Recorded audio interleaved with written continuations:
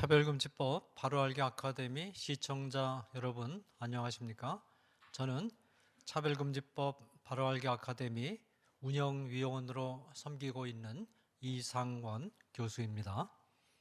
2023년 12월 22일 금요일 오후 2시 제법 151회 차별금지법 바로알기 아카데미 강의 일정을 시작하겠습니다. 바쁘신 가운데도 실시간으로 이 강의를 시청해 주시는 시청자 여러분께 깊은 감사를 드리며 실시간 시청을 놓치신 분들은 다양한 교회 채널이나 또 유튜브 등을 통해서 언제든지 시청하실 수 있으니까 지나간 강의를 꼭 시청해 주시면 고맙겠습니다. 지금까지 150회에 걸쳐서 질 좋은 탄탄한 학문적인 뒷받침을 받은 강의들이 누적이 되어 있습니다. 우리 시청자들께서 흥미있는 주제를 선정하셔서 시간이 나실 때 틈틈이 시청해 주시면 이 차별금지법 문제, 동성애와 동성혼에 관련된 문제, 성혁명 사상, 또 젠더 이데올로기, 교과서 문제, 이 문제들의 실상을 파악하고 또 어떻게 우리가 대응해야 되는가에 대해서 상당한 지침을 얻으실 수 있을 것으로 기대하고 있습니다. 지난주에는 연치현 변호사님께서 이 가정을 살리는 현대 크리스천 여성의 자세라는 제야의 매우 중요하고 유익한 강의를 진행해 주셨습니다. 특별히 세 가지 논점을 잠깐 검토해 보도록 하겠습니다. 이 첫 번째 논점으로서 이 연천 변호사님께서 현대 가정에서 여성들이 이 주부의 역할, 육아의 역할을 지키는 것은 이 순교의 그런 정신이 필요하다라는 매우 의미 있는 지침을 우리에게 주셨습니다. 이 예수님께서는 누가복음 14장 27절 등지에서 모든 예수님의 제자들에게, 여기서 이제 제자들이라고 할 때는 우리 모든 그리스도인들을 가리키는 것인데, 우리 제자들에게 자기 십자가를 지고 나를 따르라, 그런 말씀을 주셨습니다. 이 말씀은 이 모든 제자들에게 주어진 말씀인데 특별히 이 초대교회 때는 이 신자들에게 어떤 십자가가 주어졌느냐 하면 이 예배를 드리는 것, 이 로마 제국이 예배를 드리지 못하도록 카이사 외에 다른 어떤 신을 경배하지 못하도록 탄압했기 때문에, 박해했기 때문에 이 성도들이 함께 모여서 예배를 드리는 것이 굉장히 어려운 일이었고 심지어 순교까지도 요구하는 굉장히 힘든 그런 일이었습니다. 그런데 이제 초대교회 신자들은 이 어려움을 이 지하로 카타콤으로 들어가면서까지 이 어려움을 끝까지 잘 지켜내면서 신앙을 유지를 했습니다. 자, 그러면 오늘날에는 우리 이제 대한민국의 상황을 우리가 본다면 예배 드리기 위해서 교회에 모이는 일에 대해서는 그렇게 어려움이 없죠. 별로 이렇게 지고 가야 될 십자가라든지 그런 게 없는 것 같습니다. 그러면 오늘 우리 한국의 현대 기독교인들에게는 지고 가야 될 십자가가 없느냐? 그렇지 않죠. 이 자기 십자가를 지고 나를 따르라는 주님의 말씀은 모든 시대의 모든 기독교인들에게 공통적으로 주어지는 교훈입니다. 자, 그러면 우리는 지금 우리 대한민국과 같은 현대 사회에서 기독교인이 예배의 자유가 허용된 그런 상황에서 기독교인이 지고 가야 될 십자가는 과연 자기 십자가는 무엇일까라는 질문을 우리가 해야 되겠죠. 이 질문에 대해서 저는 이렇게 정리를 하고 싶습니다. 이제는 오늘날에는 교회 밖에서 기독교적인 가치에 따라서 삶을 영위하고자 할 때 아주 무거운 십자가가 우리에게 주어진다라는 말씀을 드리겠습니다. 직장에 가서 왜 직장 안에서 통용되는 세속적인 가치관과 논리들이 있거든요. 거기 그냥 타협하면서 나도 그들과 똑같이 살아야 되겠다, 살아야지 하고 생각하면 별로 어려움이 없죠. 그러나 이 세속적인 반기독교적인 가치들이 장악하고 있는 직장 생활이라든지 이런 교회 밖의 다양한 세계 안에서 이 기독교적인 가치를 구현하면서 살아가고자 할 때 굉장한 방해와 어려움이 찾아온다라는 것입니다. 이 교회 밖의 세계 안에 오늘날에는 가정도 포함이 되어 있습니다. 가정 안에서 기독교적인 가치, 이 기독교적인 가치는 여성이 가정 안에서 가정을 경영하고 특히 육아를 중시하는 것을 이 성경은 우리에게 굉장히 중요시하고 있는데, 특별히 오늘날 여성들의 이 사회적인 역할 이런 것들이 많이 늘어나고 있지 않습니까? 워킹맘도 많이 늘어나고 있고 이 사회적인 그런 일도 하면서 동시에 가정을 지켜나가는 것, 성경이 가르쳐주는 바대로 가정을 제대로 지켜나가기 위해서는 굉장한 이 어려움을 극복하는 때로는 순교를 각오하는 그런 정신이 필요하다라는 것입니다. 그래서 그런 관점에서 이 연주연 변호사님께서 현대 크리스찬 여성들에게 이 사회 활동과 더불어서 가정을 지키는 것이 시간적으로 굉장히 힘들죠. 그렇지만 우리가 그리스도인이라면 성경의 지침에 따라서 다른 시대보다도 사회적으로 활동을 많이 하면서 이 가정을 지키는 것이 훨씬 어렵다 할지라도, 그러나 이런 상황 속에서 자기 십자가를 지는 순교의 그런 각오를 가지고 성경의 가치관을 가정에서 구현하는 그런 삶을 살도록 요청하는 도전하는 그런 말씀을 우리에게 주셨습니다. 그리고 또 우리 연주연 변호사님께서 이 페미니즘의 4단계의 발전 단계를 지적을 하시면서 지금 이제 4번째 급진적인 그런 단계에 와 있는데, 첫 번째 단계가 바로 남자와 여자의 평등을 추구하는 그런 단계였는데, 바로 우리가 일반적으로 생각할 때 이 남자와 여자의 평등을 얘기하는 것은 그것은 우리가 추구해야 될 바른 가치가 아니냐라고 생각하면서 거기에 대해서 이의를 제기하지 않고 그런 흐름에 우리가 동조해 왔다고 볼 수 있는데, 사실은 우리가 그 첫 번째 단계에서부터 좀 신중을 기했어야 된다. 이 남자와 여자의 평등이라는 것이 어떻게 해석되어서는 안 되느냐 하면, 여성에게 사회적 역할이 주어지니까 여성이 이제 가정에서 육아라든지 또 가정을 돌보는 그런 사역을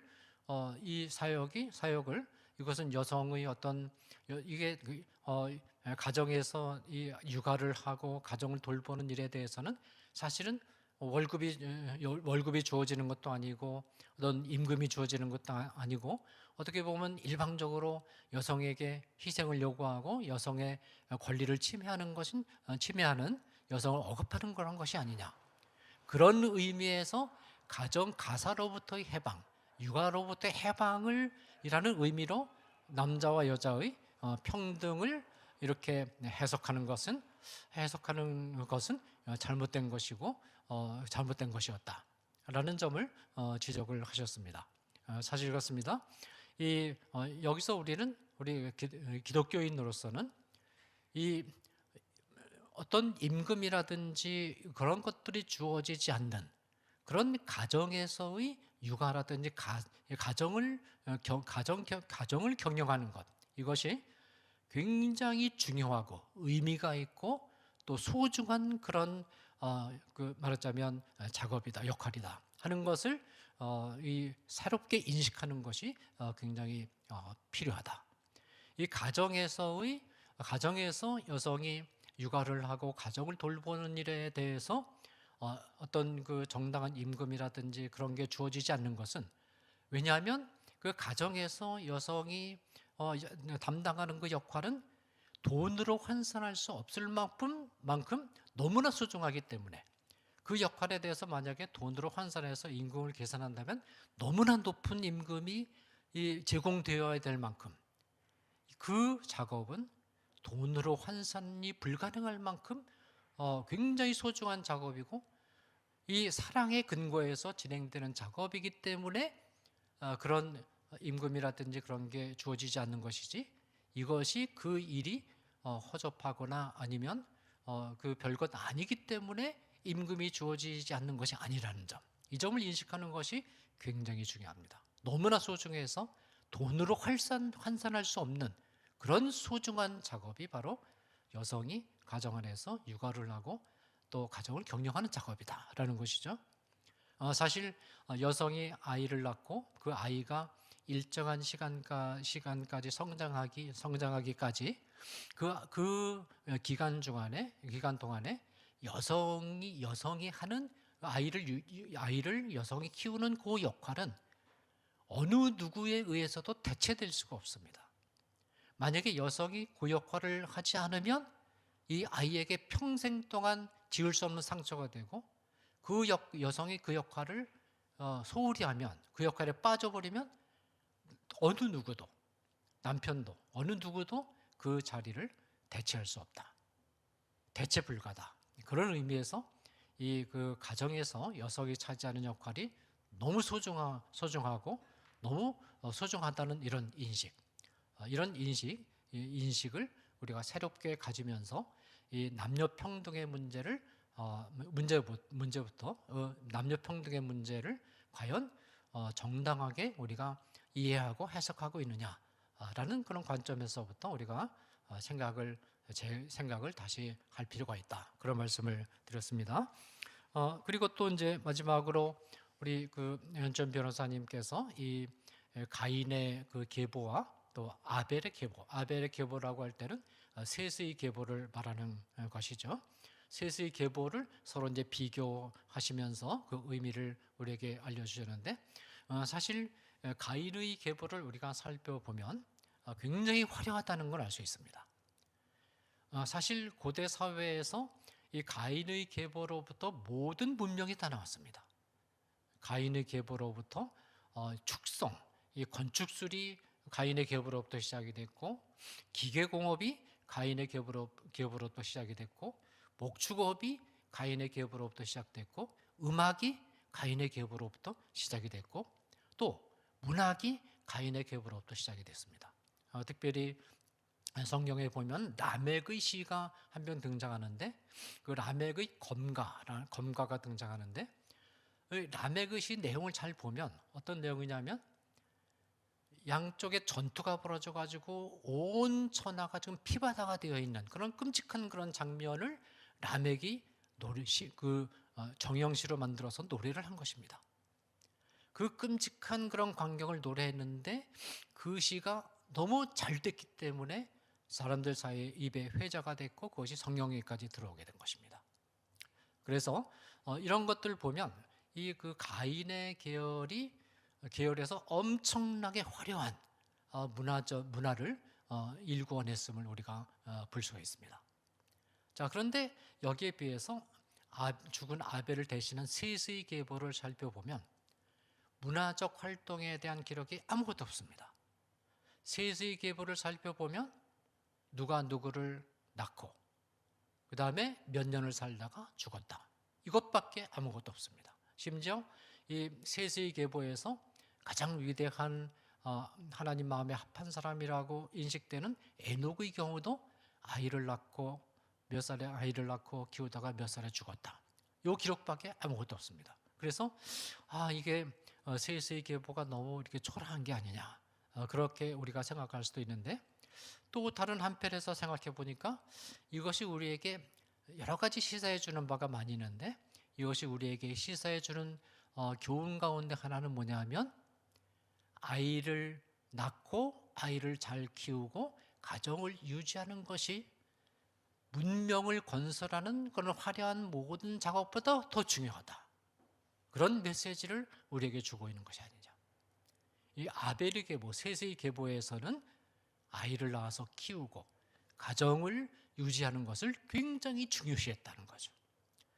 그럴 수밖에 없는 게 이 구약 시대에는 하나님 나라의 전통이 신약 시대처럼 전도를 하거나 그런 방법으로 하나님 나라의 전통이 계승된 게 아니고, 하나님 나라의 전통이 이 가계를 통해서 자녀를 낳아서 신앙으로 교육하고, 그리고 그 자녀를 통해서 이 신앙인을 만들어가는 그런 가계를 통해서 하나님 나라의 전통이 계속 유지가 됐기 때문에, 특별히 영적인 측면에서도 이 가정을 잘 경영하는 것이 중요했다, 육아가 중요했다라는 메시지를 바로 이 셋의 계보, 아벨의 계보가 우리에게 주고 있는 것이 아닌가, 그렇게 생각이 됩니다. 그래서 특별히 이현준 변호사님께서 현대 페미니즘 운동 전체를 비판적으로 조명하면서 여성에게 주어진 가장 중요한 역할은 심지어 워킹맘의 경우에 있어서도 가정에서의 역할을 소홀히 하지 않고 지켜나가는 것, 또 순교의 정신으로 지켜나가는 것이 굉장히 중요하고 현대 크리스찬 여성이 나아가야 될 방향이다라는 매우 의미 있는 그런 가르침을 주셨습니다. 감사합니다. 자, 오늘은 특별히 이제 동성애 문제를 다시 한번 성경적인 관점에서 정리하는 그런 시간을 갖게 됐습니다. 오늘 강의해 주실 분은 한국교회 반동성애 교단연합 공동대표를 맡고 계시고 17개 광역시도 악법대응본부 사무총장을 맡고 계시고, 또 현재 예장합신 동성애대책위원장을 맡고 계시는 최광희 목사님께서 동성애에 관한 성경적 관점이라는 제목으로 이 동성애에 대한 성경의 가르침을 종합해서 정리하는 강의를 제공해 주시겠습니다. 우리 최광희 목사님 모실 때 뜨거운 박수로 환영해 주시면 고맙겠습니다.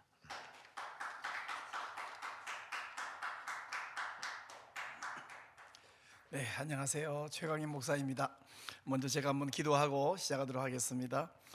은혜와 자비 하나님, 온 사방에서 집요하게 하나님의 나라를 공격하고 주의 성도들을 공격하고 있는 이때에 우리에게 먼저 앞서서 이 진리를 지키기 위하여 하나님 말씀으로 무장하고 또 거룩성을 회복하는 일에 사용해 주셔서 감사합니다. 하나님, 너무나 집요하게 공격을 해오있기 때문에 일을 하다가 때로는 지치는 마음이 생길 수 있사오나 지치지 않도록 붙들어 주시고 거룩성을 반드시 회복하고 전 세계에 전파하는 한국교회 될 수 있도록 사용하여 주시고 주님이 영광받아 주옵소서. 오늘 강의 가운데 하나님이 함께하여 주시고 이 강의를 듣는 모든 사랑하는 동역자들, 우리 성도들에게 은혜와 복을 내려 주시고 하나님 영광받아 주옵소서. 예수님 이름으로 기도하옵나이다. 아멘. 네, 안녕하세요. 병원에 가면 어디가 아프냐, 또 왜 아프냐, 언제부터 아프냐, 어떻게 아프냐 정확하게 물어보고 그리고 병을 진단한 다음에 처방을 하죠. 오늘날 전 방위적으로 그리고 집요하게 사탄이 교회를 허물려고 공격을 계속하고 있는데, 이걸 해결하기 위해서는 우리가 지금 이 상황이 어떤 상황인가 한번 진단을 할 필요가 있는데요. 우리 차바의 여러 훌륭한 강사님들, 전문가들이 오셔서 여러 전문적인 분야에 너무너무 좋은 말씀들을 많이 해 주셨습니다. 근데 동성애 문제, 차별금지법 문제를 생각할 때 우리가 가장 먼저 생각해야 될 게 뭐냐면, 성경이 하나님께서 동성애에 대해서 어떻게 뭐라고 말씀하시는가 하는 부분이에요. 그래서 성경적 가치를 분명히 좀 정립을 하고, 이어서 하나님이 금하신 이 계명을 사람들이 어길 때 어떻게 하나님이 징벌을 하셨느냐. 결론부터 이야기하면 동성애 문제는 국가가 망하고 교회가 망하고 가정이 망하는, 여러분 이 세 가지 망하면 남는 게 뭐 있습니까? 아무것도 없죠. 이런 하나님 앞에 큰 범죄인데, 그래서 어떤 하나님이 징벌을 내리셨는가 하는 것들을 함께 좀 살펴보려고 합니다. 동성애가 성경적 관점, 제가 이야기하려는 것은 이렇게 세 가지입니다. 첫째는 창조 질서와 결혼 제도인데요. 여기 창조 질서에 있어서는 먼저 창세기 1장, 2장에 이야기할 텐데 여기에서는 동성애 관련된 이야기가 전혀 나오지 않고 필요도 하지 않습니다. 그리고 그러나 이 속에서 동성애 문제가 얼마나 비성경적인가 하는 것이 분명히 나와 있고요. 이어서 두 번째 제가 다룰 이야기는 이제 레위기 18장과 20장에서 동성애를 하나님이 분명하게 금하셨고 엄하게 명령하신 부분을 살펴보면서 또 로마서 1장과 또 고린도전서 6장 9절로 가서 이 시대에 신약 시대에도 여전히 동성애를 금하신 이 규례가 우리에게 얼마나 중요한가 하는 것들을 좀 살펴볼 것입니다. 마지막 세 번째 부분에 가서는 동성애로 말미암아 발생한 그 파괴적인 사건들을 창세기 19장과 또 사사기 19장 20장에 나와 있는 두 사건을 통해서 살펴본 다음에 그리고 마무리를 짓고 정리를 하도록 그렇게 하겠습니다. 그럼 먼저 창조 질서와 결혼 제도에 대한 이야기를 좀 살펴보도록 할 텐데요. 우리 하나님께서 다섯째 날에 새와 물고기를 만들고는 생육하고 번성하고 충만하라 라고 말씀을 하셨습니다. 또 여섯째 날에는 동물들, 짐승들을 만든 다음에 마지막으로 사람을 만드시고 사람에게도 역시 생육하고 번성하고 땅에 충만하라 이렇게 말씀하셨습니다. 이런 걸 보면 생육하고 번성하는 것은 하나님의 뜻이고 하나님의 창조 질서입니다. 그렇다면 생육할 수 없는 동성 간의 접촉이나 동성 간의 결혼은 하나님의 뜻이 아니고 하나님의 창조 질서를 위배하는 것이죠. 이 동성성애만 문제가 아니라 하나님이 만들어 남자를 여자를 남자로 바꾸려고 하는 이 성전환 문제도 역시 마찬가지로 밀접한 관련이 있는 말씀입니다.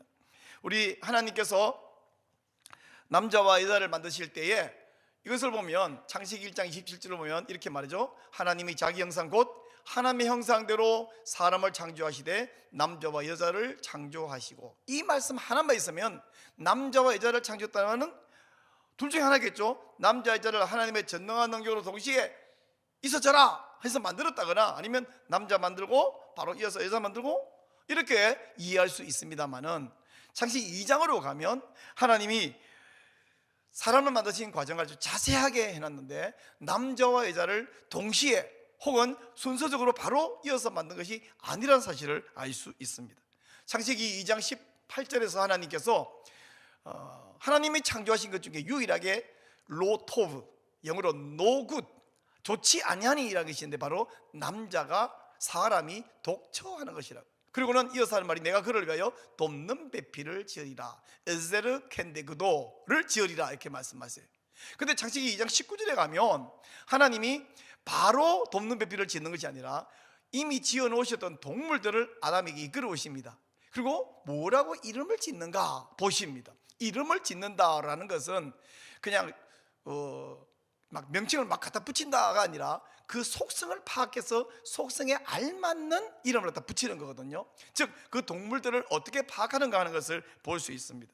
하나님이 동물을 데려온 이것이 무슨 이유인가에 대해서 어떤 분들은 다른 동물들은 봐라 다 짝이 있지 않느냐, 너는 짝이 없지, 이걸 깨달으라고 데려온 것이다 라고 이해하거나 설명하는 분이 계신가 하면 아니, 그게 아니라 그 동물들 가운데 혹시 너의 돕는 배필 에제르 켄데그도가 있는가를 한번 찾아봐라 라는 뜻이었다. 그래서 어느 뜻인지 하나님께 가서 물어보면 되겠지만 확실한 것은 뭐냐면 이어지는 말씀에서 아담이 돕는 배필이 없으므로, 이건 원래 없었는데 아담이 없다는 사실을 이제 자각하고 인식하고 동물들 가운데는 당연히 자기의 돕는 배필 에제르 켄데고도를 찾지 못했다는 거죠.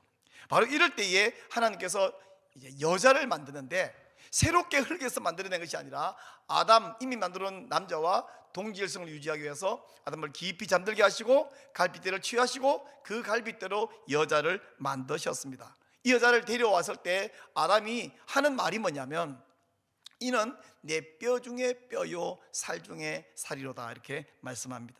바로 이 많은 사랑 고백이 없죠. 이렇게 사랑 고백을 했을 때 하나님이 이어서 하시는 명령이 뭐냐면 창세기 2장 24절에서 그러므로 남자가 부모를 떠나 아내와 연합하여 둘이 한 몸이 되어라라고 말씀을 하고 있습니다. 자, 여기서 남자가 부모를 떠나 아내와 연합해요라 할 때 이 남자는 히브리 말로 이쉬이고요, 그 아내라는 말은 사실은 히브리 원문에서는 아내라는 뜻도 되지만 그보다는 그 여자, 그래서 이샤, 그 여자라고 결혼해라고 말씀인데, 여기서 남자 여자 이 두 단어는 단수예요. 단수. 남자들도 아니고 여자들도 아니고 한 남자 한 여자가 결혼해라라고 명령을 하고 있습니다. 하나님이 이렇게 만들 때부터 남자 따로 만들고 또 여자 따로 만들고, 그 만드는 방법이나 특별히 재료가 다릅니다.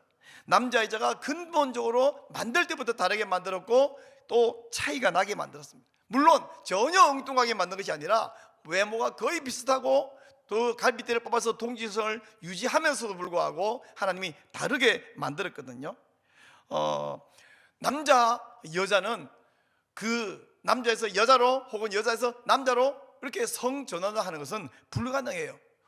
제가 남자인데 아름다운 여성 옷을 입고 머리카락을 기르고 화장을 예쁘게 하면 혹시 어떤 분이 너무 화장을 잘 해놓으면 저분 여잔가? 이렇게 착각을 할 수는 있겠지만 제 속이 제가 여자가 됩니까? 절대로 여자가 될 수 없는 것 마찬가지로 외과적 수술을 해서 외형을 가슴을 나오도록 무슨 장치를 하고 심지어 몸을 수술로 바꾸놓는다고 하면 제가 여자가 되느냐? 아니, 근본적으로 제 세포 하나하나 안에 있는 DNA는 저는 XY 염색체를 갖고 있습니다. 또 처음으로 여자로 태어난 분들은 XX 염색체를 갖고 있습니다. 아무리 화장을 하고 옷을 갈아입고 머리카락을 기르고 해도, 심지어 수술을 하고 호르몬을 맞아서 바꾸고 한다고 하더라도 남자는 평생 죽을 때까지 남자일 뿐이고 여자는 여자일 뿐입니다. 이렇게 호르몬이 다르기 때문에 또 능력도 다르고 태어날 때부터 남자와 여자는 취향도 다르고 특징도 다르고 이렇게 읊어나가면 너무 많이 차이가 있는데, 이렇게 근본적으로 태어날 때부터 다르게 태어났다 그러면 그것을 오늘날 이 페미니스트들이 뭐랍니까? 성별 고정관념이래요. 성별 고정관념. 아니, 성별 고정관념이 아니라 원래 성별이 다른 것입니다. 원래부터 다른 것을 그런 관념이니까 관념을 바꾸라 주장한다고 바꾸시는 것이 아니죠. 자, 하나님께서요 신명기 22장 5절에 보면 여자는 남자 의복을 입지 말고 남자는 여자 의복을 입지 말라라고 말하면서 이것이 네 하나님 여호와께 가증한 것이라고 말씀하고 있습니다. 그러면 어쩌다가 우리가 집에서 아내 남편 있다가 무슨 특별하지 않은 이유로 옷을 바꾸서 입을 수도 있습니다. 티셔츠나 이런 것은 차이가 별로 나지 않을 뿐 아니라 또 어떨 때 추워서 제가 옷을 벗어서 제 아내에게 잠깐 덮어줄 수도 있습니다. 이러면 하나님께 가정한 것이냐? 여기서 의복을 갈아입지 마라, 바꾸지 마라는 것은 남자가 여자처럼 바꾸어 살고 여자가 남자처럼 바꾸어 살지 말라는 명령이지, 이것은 옷 잠깐 입는 것을 말씀하는 게 아니에요. 즉 남자가 여자가 되려고 하고 여자가 남자가 되려고 하는 것은 하나님 여호와께 가정한 것이에요. 여기서 가정하다라는 말은 히브리어를 제가 일부러 화면을 보여드리고 있는데, 토에바, 이것은 가정스럽다, 혐오스럽다, 역겨운 것이다, 토하여 내칠 것이다 라고 말씀하잖아요. 이 토에바, 가정스럽다라는 이 똑같은 단어가 또 어디에 쓰여졌냐면, 많이 쓰여졌지만 두 가지만 예를 들면 신명기 7장 25절에서 우상숭배, 우리가 하나님을 섬겨야 되는데 우상을 섬기는 것은 하나님 앞에 가정스러워 토에바. 또 신명기 12장 31절에서 사람이 하나님을 섬기기 위해서 혹은 다른 자기가 섬기는 우상을 섬기기 위해서 사람이 사람을 죽여서 태워서 신에게 바치는 인신제사, 이 생각만 해도 말이 안 되고 끔찍하지 않습니까? 이런 것은 성경 혹은 종교와 관계없이 현행 법에서도 이것은 큰 범죄행위인데, 이런 것에 대해서 하나님이 바로 가증스럽다, 토에바라는 말을 사용했거든요. 자, 이렇게 하나님께서 한 남자와 한 여자만 결혼하라고 말씀하시는 것은 여러 가지 이유가 있는데, 제가 이유를 말을 할 수도 있겠지만 케빈 드영 이야기를 제가 그 전에 이야기를 좀 보여드릴게요. 이 남자 여자를 오늘 막 바꾸어가지고 남자가 여자 될 수 있고 여자가 남자 될 수 있다. 그래서 어떤 남자가 이 음경이 달려 있어요. 외과적 수술도 안 해요. 근데 자기가 스스로 여자라고 주장합니다. 그럼 이게 이제 여자라고 인정해 주는 것이 차별금지법이 통과되어 버린 이 미국에서 있는 일 아닙니까? 그런가 하면 어떤 여자가 자궁이 있어요. 아기를 낳을 수 있어요. 근데 이건 자기가 남자라고 주장하는 거예요. 그러면 이제 그런 사유가 된 상태에서는 여자만 아이를 낳고 임신할 수 있다라거나 또 남자에게만 응정이 있다라고 말하면 그게 거짓이 되어버리는 시대입니다. 미국의 한 고등학교에서 YTN을 위시하여 여러 이미 매체에 나간 사실인데, 미국 한 고등학생이 시험에서 임신은 여자만 가능합니다, 이것을 참이라고 했더니, 아니 자궁을 가지고 있는 여자가 남자라고 주장하니까 이건 법적으로 남자예요, 거기서는. 근데 남자도 임신이 가능한데 왜 너는 여자만 가능하다고 참이라 했냐? 오답. 또 남자에게는 음정이 있다, 그럼 여자는 없다. 근데 음정이 있는 사람이 오늘 있잖아요, 정상적인 남자의 모든 신체 성기까지 달리는 사람이 벗고 목욕탕에 덜렁덜렁 들어가면서 나는 여자입니다, 그럼 막을 수가 없는 거죠. 그래서 여자도 음정이 있을 수 있다, 그게 참이라는 거죠. 우리나라도 차별금지법을 막지 못하면, 동성혼 합법화를 막지 못하면 바로 이런 일이 발생해 버릴 것입니다. 자, 이제 하나님께서 한 남자와 한 여자의 결혼 제도를 세운 이유가 무엇인가? 케빈 더 영은 이 5가지를 이야기하는데 그대로 제가 한번 소개해 보겠습니다. 첫째는 여자, 남자, 여자의 창조 방식이 원래 하나님이 여자가 하나 필요해서 만든 것이 아니라, 여자 만드는 거, 야 니네 여자끼리 생육고 번성해라, 동물 받듯이 해가 아니라 남자가 하나님 보시기에 로토브예요, 좋지 못하다. 그래서 남자를 보완을 하기 위해서 여자를 만드는 창조의 방식뿐 아니라 목적 자체가 그렇다는 것입니다. 그래서 한 남자와 한 여자가 결혼하게 만들었어요. 두 번째, 한 몸이 되어라. 한 몸으로 결합한다는 것은 서로 성적으로 반대되는 두 성이 인격체가 결합되는, 그래서 원래부터 다른 두 인격체라는 사실을 알려주는 것이고, 세 번째, 성이 달라야 자녀 출산이라는 결혼의 목적을 이룰 수 있기 때문이고요. 네 번째, 예수님께서는 친히 이 창세기 2장에서 말한 이 기록을 인용해서 예수님 당시에도 여전히 이 규범은 성경적이고 하는 뜻인 것을 말씀했습니다. 하나님이 짝지어 주신 것을 사람이 나누지 못할지니라, 이렇게 말씀했죠. 마지막 5번째, 결혼한 부부가 서로 보완하고 결합을 이루는 이 결혼은요, 그냥 남자 여자 결혼하는 것만이 아니라 구속사적인 의미를 가지고 있습니다. 에베소서 6장에서 부부에 대해서 이야기하면서 바울은, 하나님께서 바울을 통해서 그리스도와 교회 이야기라고 말씀하고, 요한계시록 마지막에 가서 거대한 결혼식이 이루어지는데 바로 신랑이신 예수님과 신부인 교회의 결혼, 이것을 말씀하고 있죠. 즉 결혼 제도는 구속사적인 의미가 있다라는 것입니다. 자, 이것처럼 이렇게 볼 때에 결혼에 관련돼서 하나님의 뜻, 하나님의 의도가 아닌 것이 뭐냐? 아닌 것은 첫째는 중혼, 폴리가미는 하나님의 의도, 하나님 뜻이 아닙니다. 좀 전에 말했습니다만은 창세기 2장 24절에서 남자가 부부를 떠나 아내와 연합하라 할 때 그 남자는 이쉬, 히브리어로 단수 남자입니다. 그리고 아내는 이샤, 한 남자입니다, 한 여자입니다. 그래서 한 남자와 한 여자 결혼이 되는데, 동성애가 아니라도 한 남자와 두 여자, 세 여자, 네 여자, 이슬람에서는 네 여자까지 결혼이 가능하다면서요. 저희 후배 여자 선교사가 토고에 가 있는데 그 옆에 있는 아주머니가 이렇게 혼자 평생 사는 것이 너무 불쌍하다고 자기 남편 참 사람 좋으니까 자기 집에 넷째로 들어오라고 권하더라는 거예요. 그 사람들은 그 4명까지 결혼한 것이 합법일 뿐 아니라 이 생각대에서도 그게 타당하다고 이미 생각하고 있으니까 자기 남편이 딴 여자를 꿰차 싫어, 이게 정상인데 자기 집에 셋째 넷째로 들어오라고 권할 정도로, 이건 하나님의 뜻에서 너무나 벗어나 버린 것이죠. 하나님 뜻이 아닙니다. 그런가 하면 남자와 남자가, 여자와 여자가 결혼하는 것은 하나님의 의도가 아닙니다. 요즘은 그저 남자끼리 혹은 여자끼리 단순한 성애를 하는 것을 넘어서 결혼식을 하고 가정을 만들고 오늘날 다양한 가정 형태를 인정해달라고 법을 만들겠다고, 남자 2사람 혹은 남자 하나 여자 둘, 또 거꾸로 이것도 다 정상적인 가정으로 인정해달라고 요청하는 것과 그것을 법으로 만들겠다는 참 어이없는 그런 의원들이 있습니다. 하나님의 뜻이 아닙니다. 예전에는요, 주로 지금도 이슬람에서 어떤 남자 하나가 두 여자, 세 여자 처벌을 얻거나 또는 이슬람처럼 정식 결혼을 4명까지 하거나 뭐 이런 걸 한다면 언젠가부터 여자도 두 남자, 세 남자 결혼할 수 있지 않느냐, 이런 사고가 있어가지고 제가 갖고 있는 책이 하나 있는데 아내가 결혼했다라는 책이에요. 이 책이 또 얼마 후에는 영화로도 나와가지고 한때 우리나라의 참 아름다운 여배우가 이걸 영화 주인공 하니까 보기에 낭만적으로 보이네. 그 여배우의 입에서 뭐라 그럽니까?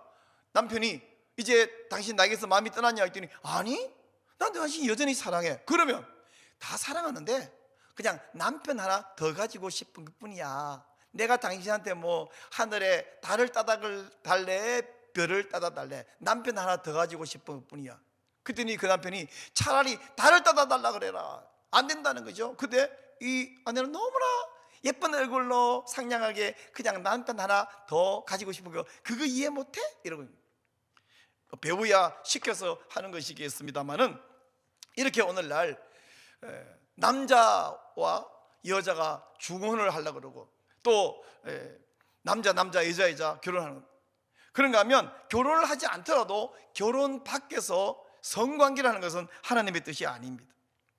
결혼 밖에서 성관계는 곧 결혼할 거니까 지금 결혼 안 했지만 성관계를 하자, 혹은 결혼했는데 다른 여자 혹은 다른 남자가 성관계하는 것, 하나님의 뜻이 아닙니다. 그런가 하면 성관계의 대상을 계속해서 바꾸어서 결혼하고 또 결혼하고 또 결혼하고 또 결혼하고 결혼하고 이혼하고 결혼하고 이혼하고 반복하는 것, 이건 하나님의 뜻이 아닙니다. 동성애자 양심 고백이라는 이 얇은 만화로 된 책이 있죠. 이 책 제가 그림에 보여드린 이 책인데요, 김정현 씨가 쓴 글이에요. 그리고 만화는 또 보니 윤서인 님이 그림을 그렸고 이렇게 했는데, 여기 내용에 보니까 이 동성애자들은 한번 결혼하고 평생 사랑하고 사는 것이 아니라 그들에게 뭐 식성이 있대요. 식성은 우리 음식에 대해서 당기는 것이 식성인데, 그게 아니라 이 동성애 대상이 자기에게 당기는, 남자 동성애자들은 아무 남자나 여자 동성 아무 여자나 동성애하는 것이 아니라 자기 체질에 당기는 것이 있다네요. 그 식성을 맞는 남자를 만나면 그냥 거기에 혹 빠집니다. 그러면 기존에 있던 사람들은 식성이 아니라 식상해지는 거죠. 그래서 계속 바꾼다는 거예요. 우리가 뭐 그 동네 사이를 사정 알겠습니까? 그쪽 경험한 사람 이야기를 듣고 하는 거죠. 그리고 그 식성에 맞아서 동성애를 하면 남자 역할을 하는 사람을 떼짜라 그러고 여자 역할을 하는 사람을 맞짜라고 부른다고 합니다. 뭐 영어식으로 하면 탑, 바텀 이렇게 부르죠.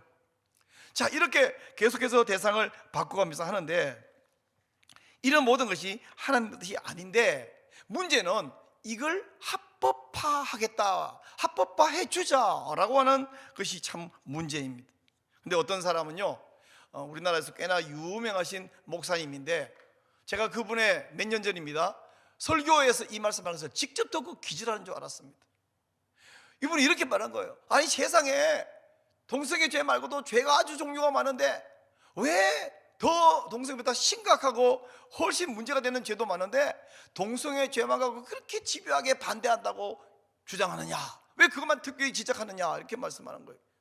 그분은 한번 설교해버리면 유튜브만 해도 수십만 명이 봐버리니까 영향력이 있는데, 저는 그런 영향력은 없지만 SNS 겨우 할 수 있는 말이, 제가 이 말을 했습니다. 아니, 동성애 말고 죄 많다는 말은 목사님 말이 맞아요. 근데 동성애 죄 말고 그 어떤 죄가 이걸 합법화해달라고 요구를 합니까? 살인이 합법화, 간음이 합법화, 이혼 합법화, 낙태 합법화, 또 내가 화가 나서 누구를 때리는 거 합법화, 도둑질 합법화 요구합니까? 다른 어떤 죄도 합법화를 요구하지 않습니다. 오로지 동성애만 합법화를 요구하고 있어요. 근데 여러분, 지금 우리나라의 동성애가 합법이에요, 불법이에요? 동성애 하면 누가 경찰이 출동합니까? 벌금을 매깁니까? 우리나라에 동성애 한다고 아무도 제재를 하는 사람도 없고 현행법에서 불법이 아닌데 왜 합법화를 해달라 그러느냐?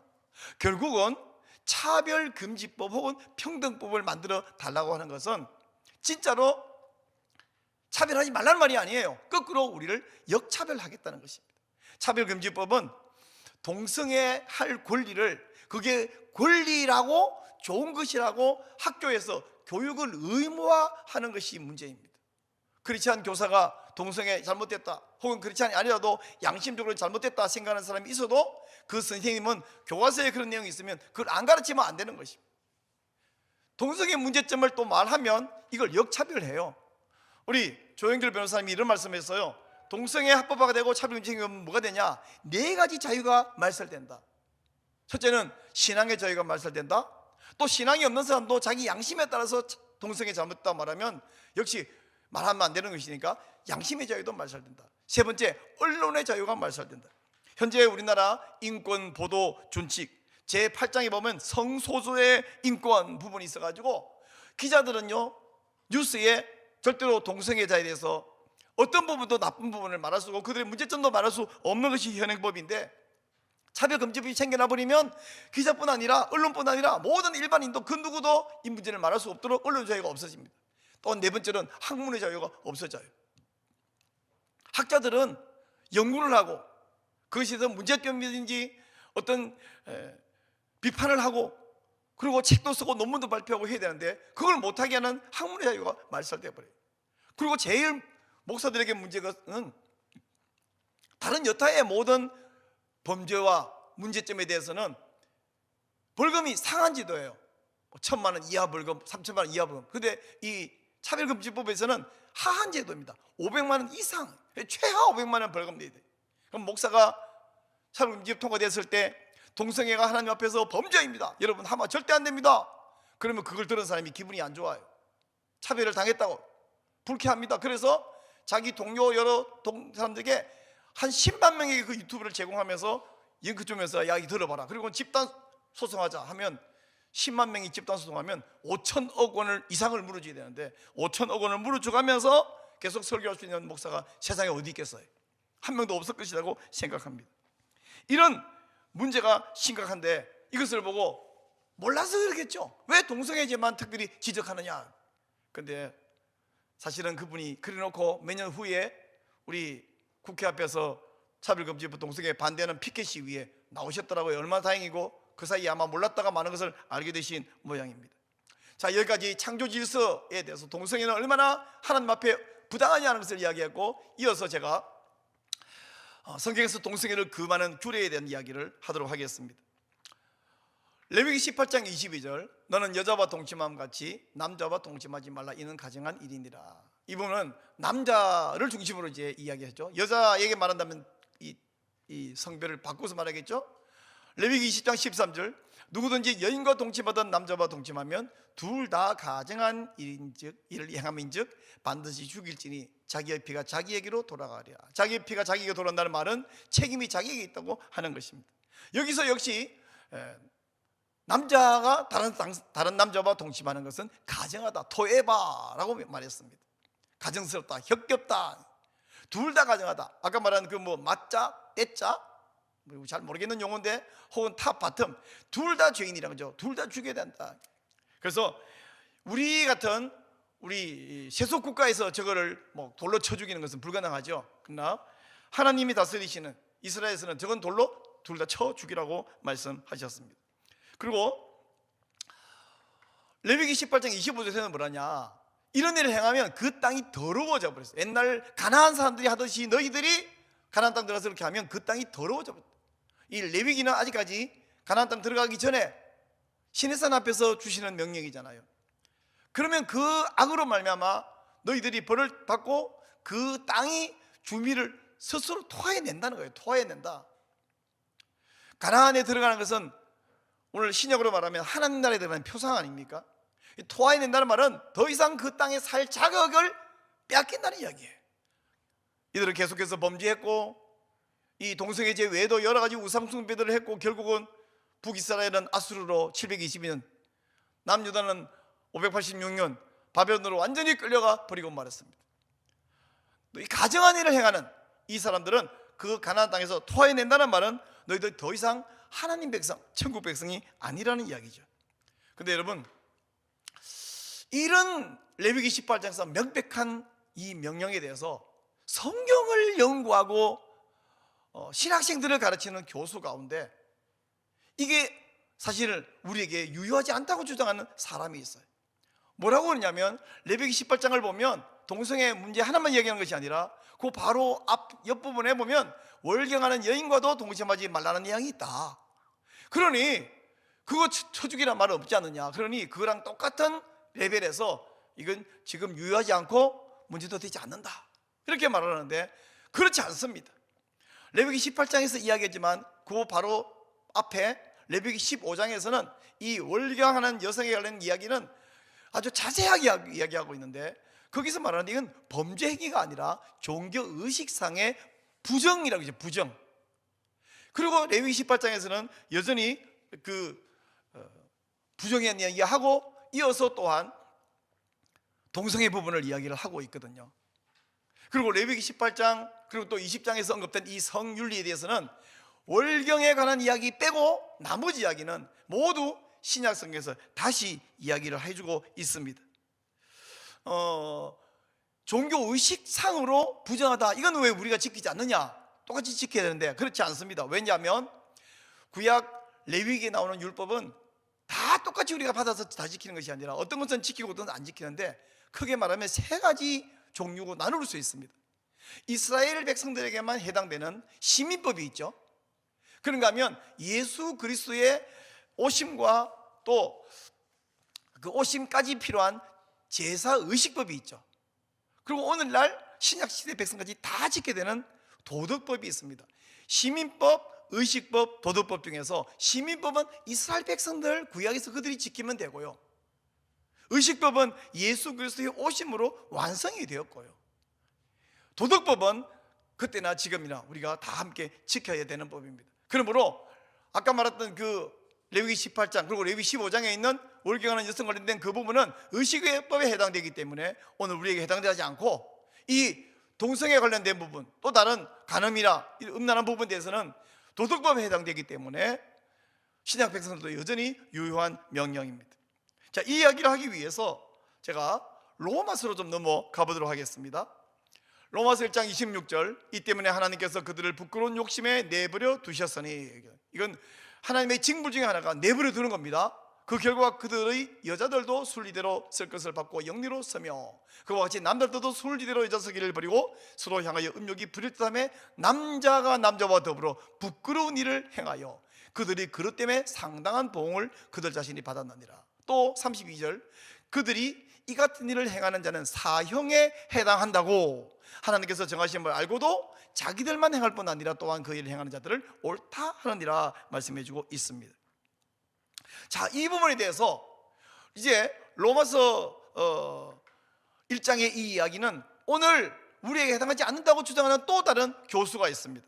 성서대학교 이민규 교수인데요, 레위기 18장에 나오는 이야기, 이어서 로마서 1장까지 나오는 이 금령들을 이건 성결에 관한 문제가 아니라 그냥 건강한 가족들을 많이 만들기 위한 출산 문제일 뿐이라고 설명해요. 이 이민규 교수는 그 알렉산드리아에 있는 필로의 말을 인용해가지고 뭐냐면 이건 동성애는 씨를 낭비하는 것이기 때문에 문제일 뿐이다, 이렇게 이것을 설명하고 있어요. 아니, 씨를 낭비하는 것은 동성애만 그렇습니까? 몽정이나 마스터베이션을 통해서도 씨를 얼마든지 낭비되고 있지만 하나님이 그런 것을 죽일 죄라고 한 적이 있습니까? 그거 보고 하나님께서 가정하다 토해바라고 말한 적이 있습니까? 그렇지 않습니다. 이 이민규 교수는 이게 자체가 죄가 아니라 출산할 수 없는 것만 문제라고 하는데, 아니요, 방금 읽었던 우리 로마서 1장에서 동성애에 대해서 상당한 보응을 받았다, 안티미스티아, 보응, 보상, 보답, 형벌을 뜻하는데 바로 형벌을 받았느니라 말씀하여요. 그리고 바로 이어서 32절에서 뭐냐면 하나님 앞에서 사형에 해당하는 죄라고 했습니다. 아니, 사형에 해당하는 죄인데 이게 아무 문제가 안 된다고요? 더 나아가서 고린도전서 6장 9절에 가면 남색하는 자는 하나님의 나라를 상속받지 못한다, 즉 천국에 들어가지 못한다까지 분명하게 말씀해주고 있습니다. 자, 이제 동성애로 말미암아서 생겨난 그 파괴적인 결과를 제가 좀 이야기를 하도록 하겠습니다. 레위기 아까 살펴봤던데요, 20장 13절에서 누구든지 여인과 동침하던 남자와 동침하면 둘 다 가증한 일을 행함인즉 반드시 죽일지니 이렇게 말씀했어요. 이뿐 아니라 수간하는 자도 죽이라 라고 말씀했어요. 근데 이 음란한 인간들은 자기들이 동성애할 뿐 아니라 이걸 옳다고 옹호를 해요. 뿐만 아니고 이걸 단체로 이런 일을 범합니다. 서로 죽이기는커녕 서로 두둔하고 옹호하고 이게 막 유행처럼 하고 있습니다. 이 동성애 죄가 이게 얼마나 뿌리가 깊으냐 봤더니 우리가 알고 있는 소돔 고모라에서도 그렇고요, 수메르 문명에서도 동성애 죄가 있었어요. 중세 시대에도 동성애 죄가 있었어요. 로마의 황제들 가운데 동성애자가 많았습니다. 인간들이 조금 숨쉴만 하면 이런 죄를 짓는 거예요.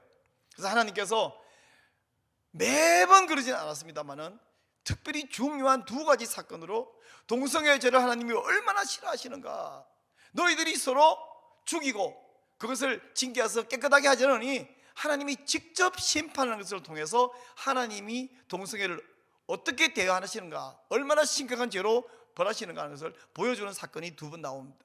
잘 알고 있는 사건들이에요. 첫 번째는 창세기 19장에 있는 소돔과 고모라 직접 유황불로 심판한 사건이고, 두 번째는 사사기 19장과 20장에 나오는 그 이스라엘과 베냐민 지파의 전쟁, 내전을 통해서 심판한 사건이 나오고 있습니다.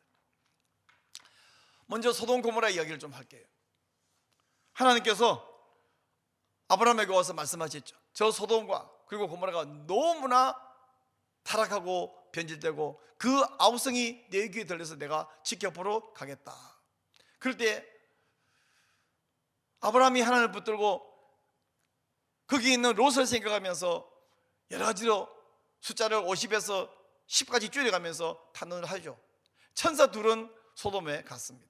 자, 그 시대에나 오늘날 이스라엘도 마찬가지인데 광야의 법칙은요, 나그네가 오면 적어도 2박 3일은 의무적으로 재워주는 것이 관습이고 의무였습니다. 왜냐하면 나그네는 오늘날 같이 호텔이 있지 않는 시절에는 그러지 않으면 어디서 얼어 죽을지, 맹수에게 죽을지, 굶어 죽을지 모르는 상황이거든요. 환대의 법칙, 그리고 광야의 법칙입니다. 근데 소돔에 두 천사가 갔습니다. 남자 행성을 띄고 갔습니다. 아무도 그를 맞아주지를 않습니다. 자기 집으로 들어오라고 말하고 빵을 주겠다고 말하고 재워주겠다고 말하는 사람이 없습니다. 그럴 때에 롯이 그 두 나그네를 자기 집에 맞이했습니다. 그리고 저녁 음식을 먹이고 발을 씻게 하고 잠자리를 줘서 잠을 자려고 할 그때에 그들이 눕기 전에 그 성사람 곧 소돔 백성들이 노소를 막론하고, 이 말 웃기죠? 노소를 막론하고. 늙어서도 힘이 있나 봐요. 원근에서 다 모여. 아니, 원근이라는 것은 옆집이 아니라 온 도시 저 멀리에서 얼마나 걸어오는 거리가 많이 걸리는지는 재볼 수 없지만 원근은 다 모여서 그 집을 에워싸고 롯을 부릅니다. 그에게 이르되 오늘 밤에 내게 온 사람들이 어디 있냐, 이끌어내라. 우리가 그들을 상관하리라. 상관하겠다는 게 뭐예요? 한번 와서 네가 혹시 스파이가 아닌지 한번 신문해 보겠다는 말인가요? 아니면 그들과 우리 서로 한번 새로운 만났으니까 친구가 되어보겠다는 뜻인가요? 한국말로 상관하리라 라고 되어 있으면 뭐 어떤 의미인지 알기 어려운데 히브리어로 야다라고 되어 있습니다. 내가 그들을 야다하겠다, 관계를 맺겠다. 이 말은 원래는 야다는 알겠다 하는 뜻이죠. 알아보겠다. 그러나 이 말은 히브리어 관용으로서 이건 성관계를 이야기합니다. 우리나라 말에 동침한다 이러면 그냥 같이 눕는다는 뜻이잖아요. 그러나 형과 동생이 같이 누웠다, 그냥 누울 수 있죠. 또 친구끼리 우르르 수련해 갖고 뭐 2명, 5명 한 방에 막 누울 수 있죠. 동침이죠. 잘 수 있죠. 그러나 그 동침하는 것이 아니라 우리는 동침한다 그러면 성애를 떠올리지 않습니까? 여기서 야다, 알겠다, 알아보겠다 라는 말은 이건 관계를 맺겠다라는 이야기입니다. 성애를 이야기하는 거죠. 대표적으로 마리아에게 천사가 와서 네가 잉태하겠다, 전능자 아이를 잉태하겠다. 그럴 때 저는 사내를 알지 못하거늘 어찌 이런 일이 제게 있겠나이까. 이 사내를 알지 못한다는 말은, 야다는 사내가 뭔지를 모른다, 약혼한 사람인데 모를 리가 있습니까? 그런 뜻이 아니라 사내와 내가 성관계를 맺은 적이 없습니다. 그때 야다라는 말을 사용하죠. 안다라는 말을 사용하죠. 자, 이럴 때에 롯이 그 두 천사는 보호해야 되기 때문에 그러지 마라, 내가 두 딸을 내어줄 테니 그 사람들하고 동성 관계를 맺으려 하지 말고 차라리 내 두 딸을 줄 테니 걔들 데리고 너희들이 즐겨라, 타협안을 제시합니다. 그러자 소돔 사람들은 이놈이 외부에서 들어와서 잠시 살고 있는 놈이 지들이 우리에게 이래라 저래라 마음대로 재판관으로 살라 그러네 하고는 집 문을 부시고 들어오려고 합니다. 바로 그때 천사가 소돔 사람들의 눈을 어둡게 해버렸어요. 그래서 문이 어딘지를 몰라가지고 빙빙 돌면서 문을 찾지 못했다. 그날 천사가 롯에게 당신과 관계된 사람은 다 이끌고 이 도시를 떠나라. 오늘 밤에 하나님이 이 성을 멸할 것이다. 바로 그날 밤에 여호와께서 유황불을 내려서 심판을 한 사건입니다. 자, 이 분명한 사건에 대해서 감신대학교 임몽대 교수님이 논문에서 뭐라고 했냐면, 이건 지금까지 우리가 생각하던 바와 사실은 다르다. 그럼 뭔데요? 했더니 소돔 사람들이 원한 것은 야다, 성관계가 아니라 그들을 알아보고 친교를 맺고 특별히 그들을 환대 법제 같아서 환대하려고 의도한 건데 롯이 오해한 것고 오늘날 교인들도 목사들도 잘못 해석해서 설교하고 있다는 거예요. 왜 그러면 롯이 맞이하고 있는데 자기들이 주장했냐면, 롯은 여기 터줏대감이 아니라 외지에서 얼마 되기 전에 들어온 사람들이니까 네가 우리에게 온, 우리 도시에 온 손님을 차지할 자격이 없다. 그러니 그 손님을 차지하고 환대할 자격이 우리에게 있으니 손님을 내놓으라고 한 것이다 라고 주장을 이 교수가 하고 있습니다. 신학대학 교수님이 이런 논문을 써놓은 것을 볼 때에 참 기가 막힙니다. 그럼 제가 한번 이 교수님에게 직접 만날 수 없지만 글로 써놨기 때문에 저도 이렇게 한번 말해보겠습니다. 교수님 말씀대로라면 롯이 손님을 맞이할 때까지 그 오후 내내 소돔 사람들은 대체 뭐 했나요? 왜 안 맞이하고 있다가 남의 집에 맞이해서 잘 발 씻고 저녁 먹고 잘났는데 그때서 손님 내라고 그렇게 문을 부시고 난리를 합니까?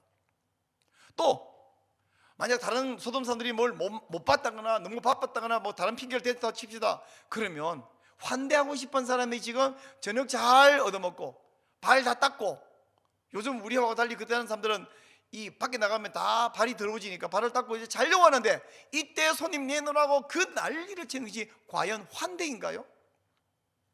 또 손님을 자기들이 차지하겠다고 요구하는데 롯은 이런 악을 행하지 말라, 라아를 행하지 말라 그랬거든요.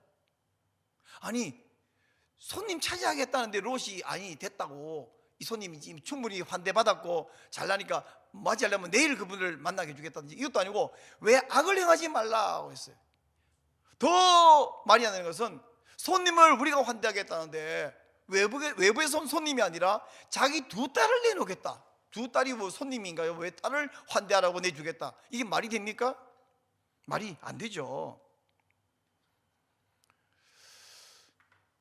그러자 자 보세요. 이 롯이 소돔 사람을 오해해가지고 이런 말을 한 거라고 이 교수가 계속해서 이야기를 해요. 그렇지 않습니다. 왜 그렇지 않냐면 베드로 후서 2장 6절 7절 8절 소돔 고모라 이야기를 하고 있습니다.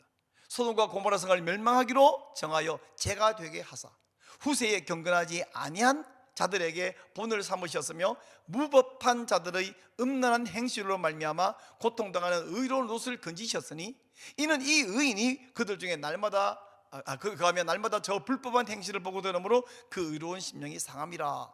베드로가 말하고 있습니다. 베드로는 우리가 신약 성경, 구약 성경 66권이 다 영감받은 말씀이고 무오한 말씀이라고 분명히 믿고 있는데, 베드로는 소돔 고모라를 뭐냐면 무법한 아테스모스라고 말하고 있습니다. 또한 불법한 아노모스라고 말하고 있습니다. 아니 손님을 환대하는 이 소돔 사람들이 무법하고 불법하다고 할 수 있습니까? 그러나 베드로는 무법하고 불법하다고 이야기하고 있습니다. 과연 롯이 소돔 사람들을 오해했다면 베드로도 소돔 사람을 오해한 건가요? 이렇게 되면 성경의 무호성에 큰 치명적인 문제가 생겨납니다. 심지어 롯이 오해한 것이라고 오늘날 목사들도 오해해서 잘못 설교한다라는데, 임봉대 교수의 말이 맞다면 천사들도 오해했고 하나님도 오해해서 실수한 것이 되어버립니다. 자 보세요. 창세기 13장 13절에서 이미 소돔 사람은 여호와 앞에 악하며 큰 죄인이었더라라고 말하고, 이어서 창세기 18장 20절에서 여호와께서 또 이르시되 소돔과 고모라에 대한 부르짐이 크고 그 죄악이 심히 무거우니 라고 아브라함에게 말씀했어요. 아니, 여호와 하나님이 소돔의 죄가 심히 무겁고 그 소돔 고모라에 대한 부르짐이 크다고 말씀했어요. 하나님도 그러면 소돔을 잘못 평가하고 소돔 사람들이 환대하고 싶은 마음을 오해한 건가요? 그리고 아니, 환대하는 의도가 크고 막 문을 부시고 쳐들어와서 데려가려고 할 만큼 간절했다고 한다면, 롯이 오해하고 있다면 천사들은 오해 안 할 거 아닙니까? 천사가 자발적으로, 자 롯이 감사합니다, 지금까지 밥도 먹여주고 날 맞은 거 감사한데 저 온 도시 사람들이 날 맞이해주다니까 여기까지 대접받는 것도 충분히 감사하고 저희는 죄송하지만 떠나서 저분들에 가서 거기서 잠을 잘게요 하고 가야 되지 않겠어요? 오히려 근데 천사들이 그들의 눈을 어둡게 해서 문을 못 찾게 만들어버리지 않습니까? 왜 서로 환대하겠다고 롯과 소돔 사람이 막 다투는 그 과정에서 하나님은 그 소돔 사람들에게 유황불로 심판을 내려버렸습니까? 하나님께서는 이미 소돔과 고모라의 그 죄악상을 다 알고 계셨는데, 아니 교수가, 신학대 교수가 논문에서 롯도 오해한 거다, 또 말하지 않았지만 그 논리대로라면 천사도 하나님도 소돔 사람들의 의도를 오해한 것이다, 그러니 오늘날 목사들아 오해해서 설교하지 말아라 라고 논문에 써놨어. 동성애는 나라가 망하는 죄요, 가정이 망하는 죄요, 교회가 망하는 죄입니다. 하나님이 세상에 세우신 기관은 국가와 교회와 가정인데 이 세계가 무너져버리고 망해버리면 뭐가 남겠습니까? 아주 자유를 넘어서 완전히 방종이, 그리고 온 세상이 무질서와 파괴적인 결과가 생겨나 버리고 말 것입니다. 이런 사실에 대해서 우리는 이 동성애는 하나님의 뜻이 아니고 이것을 행하는 사람은 하나님의 심판밖에 올 것이 없다는 것을 알아야겠습니다. 자, 또 한 가지 제가 이야기를 하겠습니다. 사사기 19장과 20장에 있는 이스라엘 내전 이야기를 좀 하겠습니다. 아브라함 시대에 소돔 고모라가 동성애 때문에, 그 죄악 때문에 폭삭 망한 것과 거의 쌍둥이 사건, 데자뷰라고 해요. 데자뷰, 거의 비슷한 사건이 또 등장하고 있습니다. 사사기 마지막에 있는 곤말부록이라고 이름 붙일 수 있는 세 가지 아주 비참한, 또 문란하고 또 종교적으로 타락한 사건이 등장하는데, 그 중에 한 사건을 이야기할 텐데 바로 레위 사람의 첩 이야기입니다. 여기 보니까 이스라엘의 왕이 없을 그때의 에브라임 산지 구석에 거류하는 어떤 레위 사람이, 레위 사람이라면 오늘날 말하면 어떤 한 지역교회를 담임하는 목사님이라고 말하면 거의 비슷합니다. 근데 이 사람이 유다 베들레헴에서 첩을 맞이했대요. 목사님이 첩을 맞이했다. 여기부터 아주 꼴불견이 시작되죠. 근데 그 나물의 그 밥, 이 레위 사람의 첩이 첩으로 들어왔으면 아마 본 부인보다 첩을 더 사랑하든지 그럴 텐데, 이 첩이 남편 두고 나가서 행음했습니다. 그리고는 남편을 떠나서 자기 아버지 집에, 친정집에 돌아가서 넉 달째 살고 있습니다. 처음에는 그 첩이 괘씸했는지 모르지만 좀 지나니까 첩이 보고 싶고, 그리고 또 뭐 행합니다. 이 에브라임에 있는 레위 사람이 베들레헴까지 갔습니다. 나귀 2마리를 데리고 승용차 잘 준비해서 갔습니다.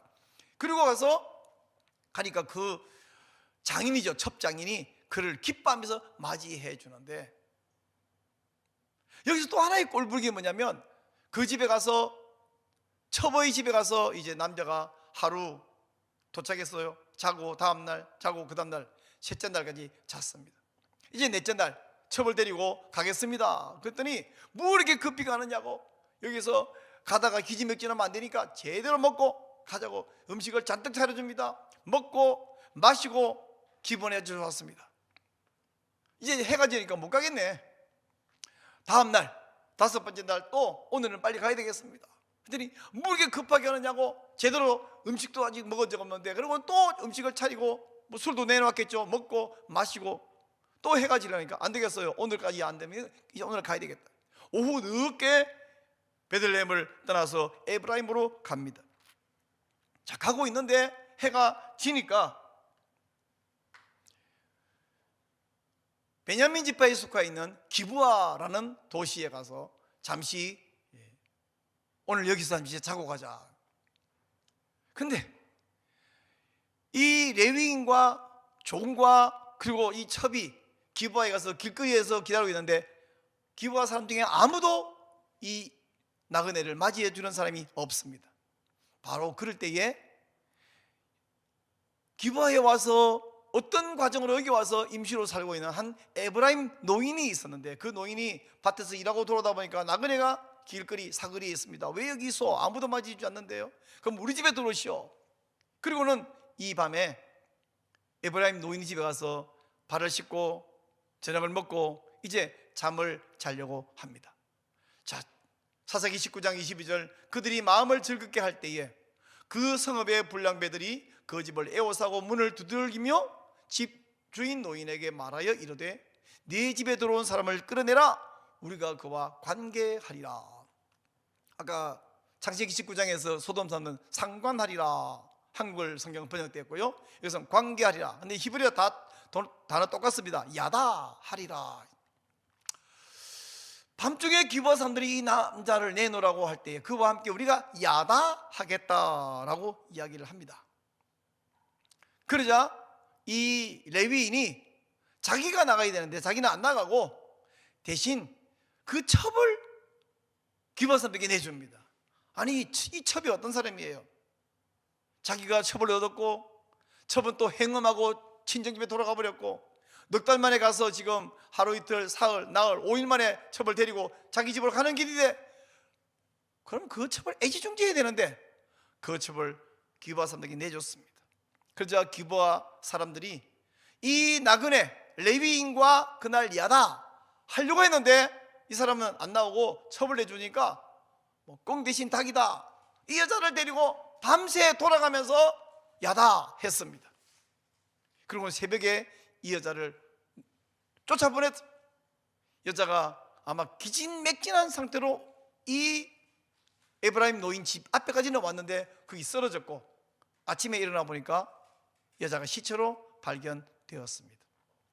아니, 보통 정상의 남편이라면 자기 첩을 대신 내주는 것도 말이 안 되지만 그렇게 내준 다음에 밖에서 무슨 일이 발생하는지 모르고 쿨쿨 편하게 잠을 자겠습니까? 정말 꼴불견이죠. 근데 아침에 일어나서 보니까 여자가 쓰러져 있습니다. 자, 일어나라 흔들어 깨우니까 이미 죽은 시체예요. 이 시체를 가지고 자기 집에 가서 이 시체를 12토막을 만듭니다. 토막 시체를 만들었어요. 그리고 12지파에 다 이것을 보냈더니 온 이스라엘 전역에서 벌떼처럼 일어나서 이게 무슨 일이냐 했더니 베냐민 지파에 속한 기브아에서 이 첩이 죽었습니다. 그래서 베냐민 지파에다 대고 기브아 사람들 우리가 처벌하겠다 그랬더니 팔이 안으로 굽죠. 베냐민 사람들은 기브아를 감싸면서 무슨 소리, 그럴 수 없어, 우리가 보호하겠어. 이래서 베냐민 지파와 나머지 11지파 사이에 내전, 전쟁이 일어났습니다. 초창기에는 이스라엘 11지파 사람들 가운데서 무려 4만 명이나 죽는 일이 발생했습니다. 그리고 결과적으로는 베냐민 지파죠, 몰살해버리고 겨우 남자 600명만 살아남는 비참한 일이 발생하고 말았습니다. 한 지파가 600명 외에는 다 죽어버린 거죠. 그리고 나머지 이스라엘 11지파에서도 무려 4만 명이 죽었습니다. 베냐민 지파를 하나님께서 이렇게 징벌하실 뿐 아니라 그것이 이스라엘 안에 있는 일이고 베냐민 지파 외에는 그런 일이 없냐? 그들도 부도덕하고 그들도 우상숭배, 그들도 음란하고 그들 가운데 동성애자가 숨은 사람들 아마 말하지 않아도 있었을지 모르겠어요. 4만 명이나 죽는 일이 발생했습니다. 자, 이것을 볼 때에 임봉대 교수가 이번에 이 사건도 또 잘못했다고 해석을 해요.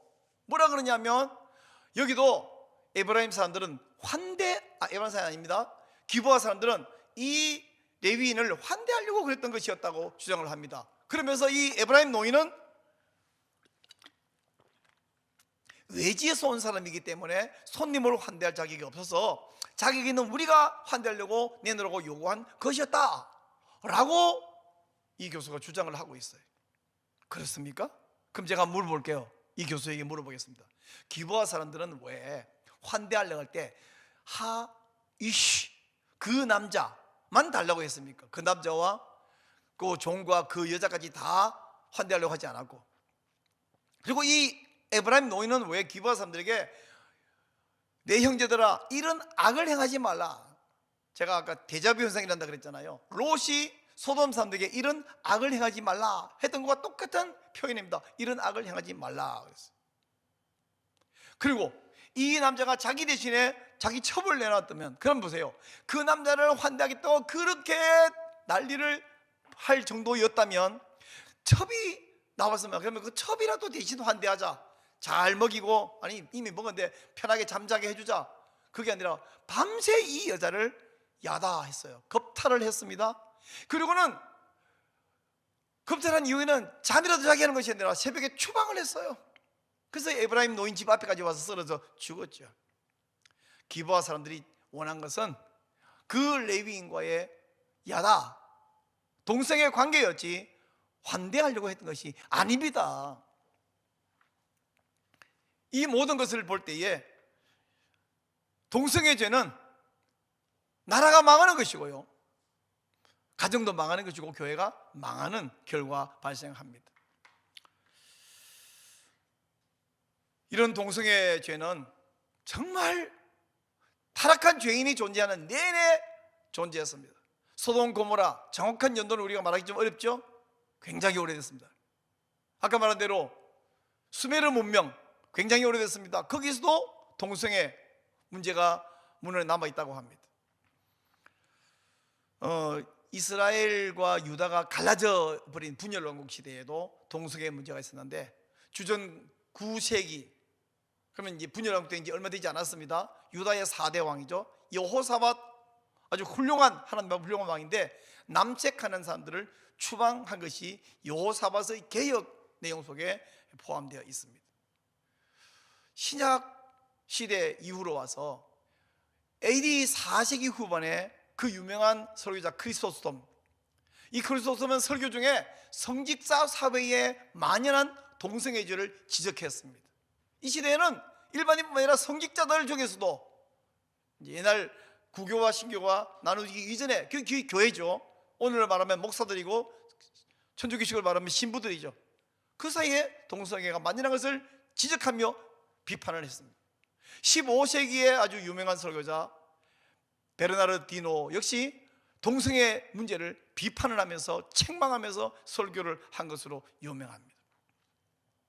자, 이렇게 동성애 죄를 지적하고 추방하고 정화할 때에 교회는 다시 소생할 수 있습니다. 그러나 이 문제에 대해서 비판을 하고 지적을 하고 추방을 해도 이런 죄는 계속되고 계속 발생하는데, 이걸 그거 괜찮은 거다, 이젠 더 이상 유효하지 않은 율법이다, 혹은 오늘날 아십니까?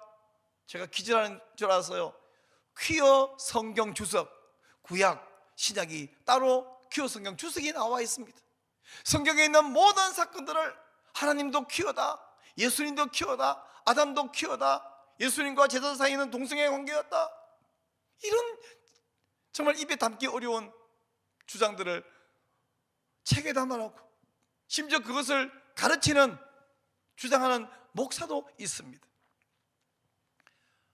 이것을 법조인들은 법으로 만들겠다고 차별금지 법안 17대 국회부터 21대 국회까지 계속해서 발의하는, 현재 21대 국회에도 4건의 차별금지 혹은 평등에 관한 법안이 발의돼서 아직도 폐기되지 않고 이번 임기 내내 내년 4월까지 계류 중에 있습니다.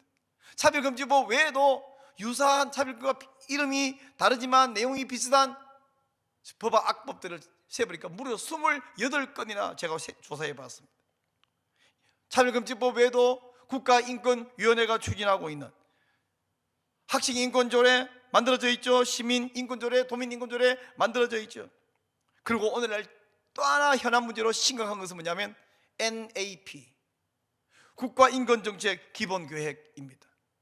보통 국민들은 또 목사님들조차도 성도들 국가인권정책 기본계획 10글자나 되니까 이게 뭔지도 모를 뿐 아니라 발음도 잘 못하시더라고요. 국가인권계획 기본 뭐 이렇게 막 바꾸고 발음하고 이러더라고요.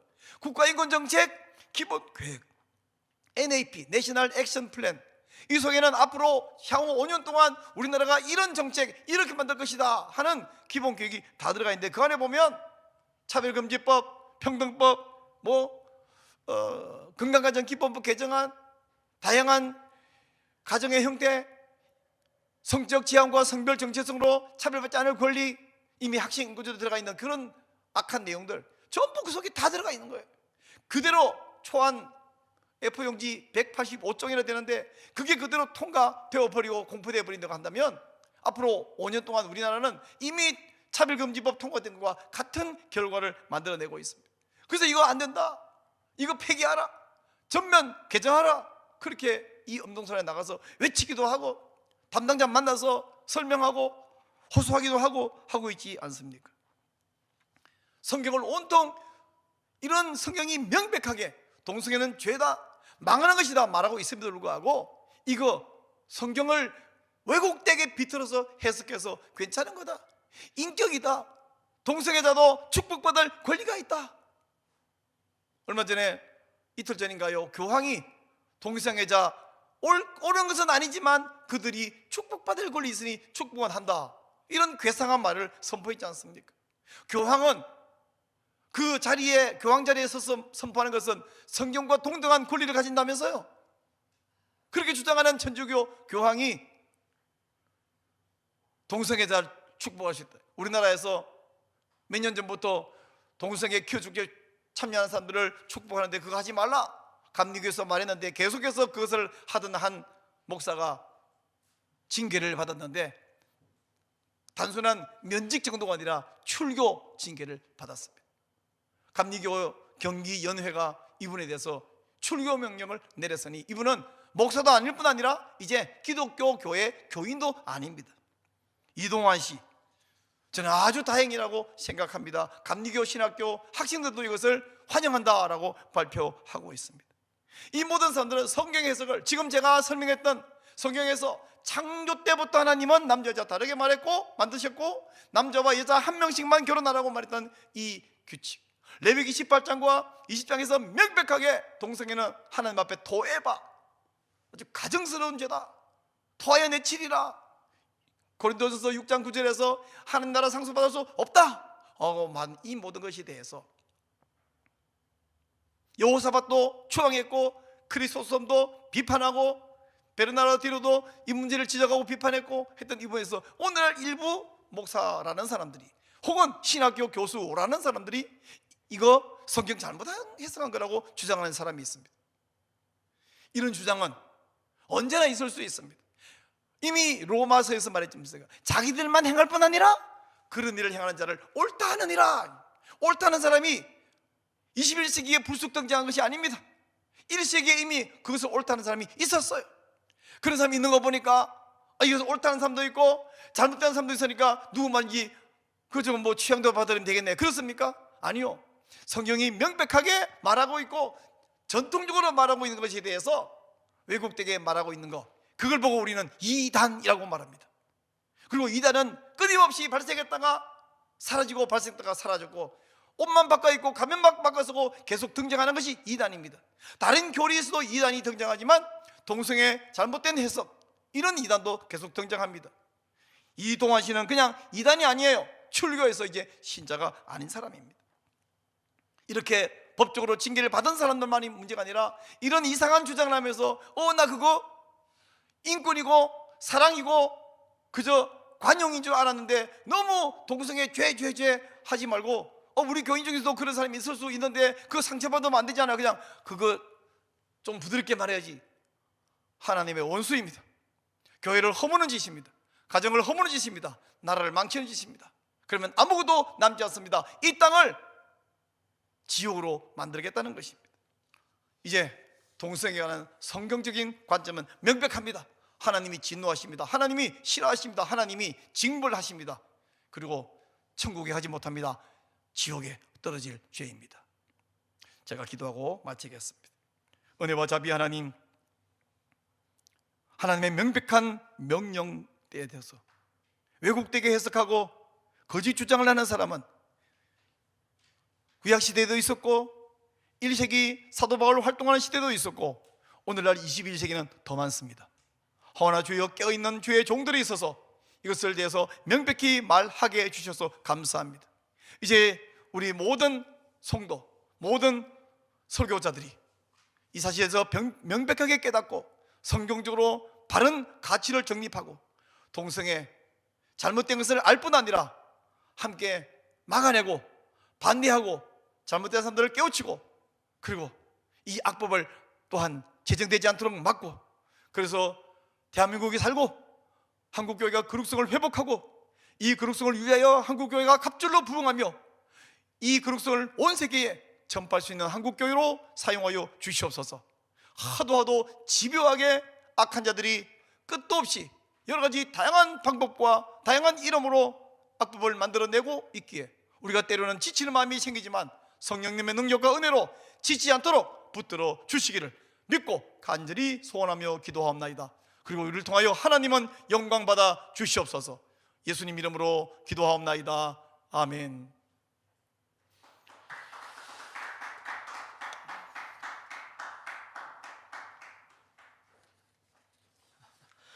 네, 오늘 이 반동성애 운동, 차별금지법 반대 운동 선봉에 서서 현장에서 활동하시는 우리 최강희 목사님께서 이 구약 소돔과 창세기에 나오는 본문들, 그다음에 소돔과 고모라 사건, 또 사사기 사건, 또 신약으로 들어와서 그 사도 바울의 로마서까지 쭉 훑으면서 이 동성애가 성경적인 관점에서 왜 잘못됐는지를 정확하게 우리 그 시청자들에게 다시 한번 정리해 주셔서 감사드립니다.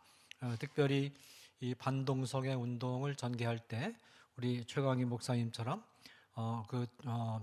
명확한 성경적인 이해와 또 성경적인 바탕, 성경적인 근거를 가지고 이렇게 운동을 전개하는 것이 매우 중요하다고 생각합니다. 이 성경적인 근거가 또 성경 해석이 분명하고 정확하지 않으면 어느 시점에선가 이게 운동이 잘못된 방향으로 왜곡될 수도 있고 또 이탈될 수도 있는데, 이렇게 성경적 근거를 확실하게 가지고 이 운동을 추진해 나가면 그 자체가 아주 흔들리지 않는 동력이 될 수 있고, 또 우리 시청자들께서도 이 그 성경적인 근거를 좀 더 분명하게 익히고 또 그 터전 위에서 이 동성애 문제를 바라보고 또 성혁명 사상, 젠더 이데올로기 문제를 평가하고 또 이 바라보고 또 대응하고 또 기도회나 또 시위에 참여하는 것이 매우 중요하다고 판단이 됩니다. 네, 좋은 강의 감사드립니다. 네, 이제 광고사항 말씀드리겠습니다. 오늘이죠. 오늘 오후 1시에 서울시 의회 본관 앞마당에서 서울특별시 학생 인권조례 폐지 촉구 대회가 열리고 있습니다. 그동안 우리 성도들께서 적극적으로 또 시위에 참여해 주시고 또 기도해 주신 그 모든 헌신들이 조금씩 부분적이지만 그러나 중요한 열매를 거두고 있습니다. 특별히 충남도에서 학생 인권조례 폐지를 공식으로 결의한 그런 열매를 거두었고, 지금 이 서울시와 경기도에서도 학생 인권 조례를 폐지하기 위한 아주 힘든 그런 싸움이 지금 진행되고 있습니다. 우리 시청자들께서 이 싸움에서 우리가 승리해서 이 망국적인 또 학생들을 망치는 이 악한 조항들로 가득 차 있는 학생 인권 조례가 반드시 폐지될 수 있도록, 또 이 학생 인권 조례를 폐지하려고 할 때 그 방해 세력이 지금 만만치 않습니다.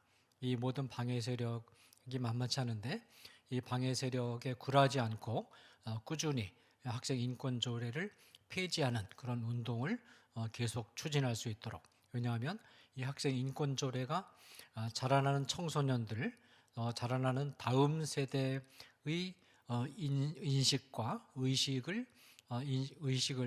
결정하는 그런 것이기 때문에, 이 잘못된 이 그 인권 조례 조항에 의해서 잘못된 교육이 이루어질 때 그 폐해는 이 학생들의 앞날에, 그리고 국가의 앞날에 찾아올 폐해는 상상을 초월한 것입니다. 그래서 우리가 지금 좀 힘들고 또 어려운 그런 싸움이지만, 우리 다음 세대의 좀 더 건강한 그런 다음 세대의 교육 환경과 또 대한민국을 또 교회의 상황을 우리가 만들기 위해서 힘들지만, 그러나 학생 인권 조례 폐지 운동을 꾸준히 지속적으로 전개해 나가야 되겠습니다. 네, 넘겨주십시오. 우리 그 한국에서는 특별히 여러분들이 잘 아시는 것처럼 기독교 대한감리회 경기노회 재판위원회에서 지난 8일 동성애자를 축복한 이동환 목사에게 출교를 선언을 했습니다. 이 출교 선언은 성경적인 근거에 따라서 이루어진 정당한 조치고, 그리고 우리 한국교회가 이 동성애 문제에 대해서, 특별히 한국 개신교가 동성애 문제에 대해서 이 입장이 분명하다 하는 것을 그리고 보여주고 있는 것이고, 동시에 우리 한국 교회에 그래도 희망이 있다 하는 것을 보여주는 하나의 징표라고 생각이 됩니다. 네, 2023년 12월 18일 교황청의 신앙교리성이 간청하는 믿음, 간청하는 믿음이라는 그런 회칙, 목회자의 돌봄에 관련된 간청하는 믿음이라는 회칙을 발표했는데, 이 회칙에서 이 신앙교리성은 우선 첫째로 이 공식으로 로마 가톨릭 교회가 혼례 성사를 집례하거나 특별히 이 동성애자를 비롯한 비정상적인 결혼 관계에 들어선 이 자들에게 공식으로 혼례 성사를 집례하거나 공식으로 축복하는 것은 여전히 금지한다라는 입장을 분명히 했습니다. 그렇지만 간청하는 믿음이라는 이 회칙은 그러나 비공식적으로 동성 부부를 포함한 비정상적인 그런 부부 관계에 있는 그런 사람들에게 하나님의 구원의 성례, 그러니까 그 사람들을 위해서 기도하고 그 사람들을 축복하는, 그리고 그 사람들에게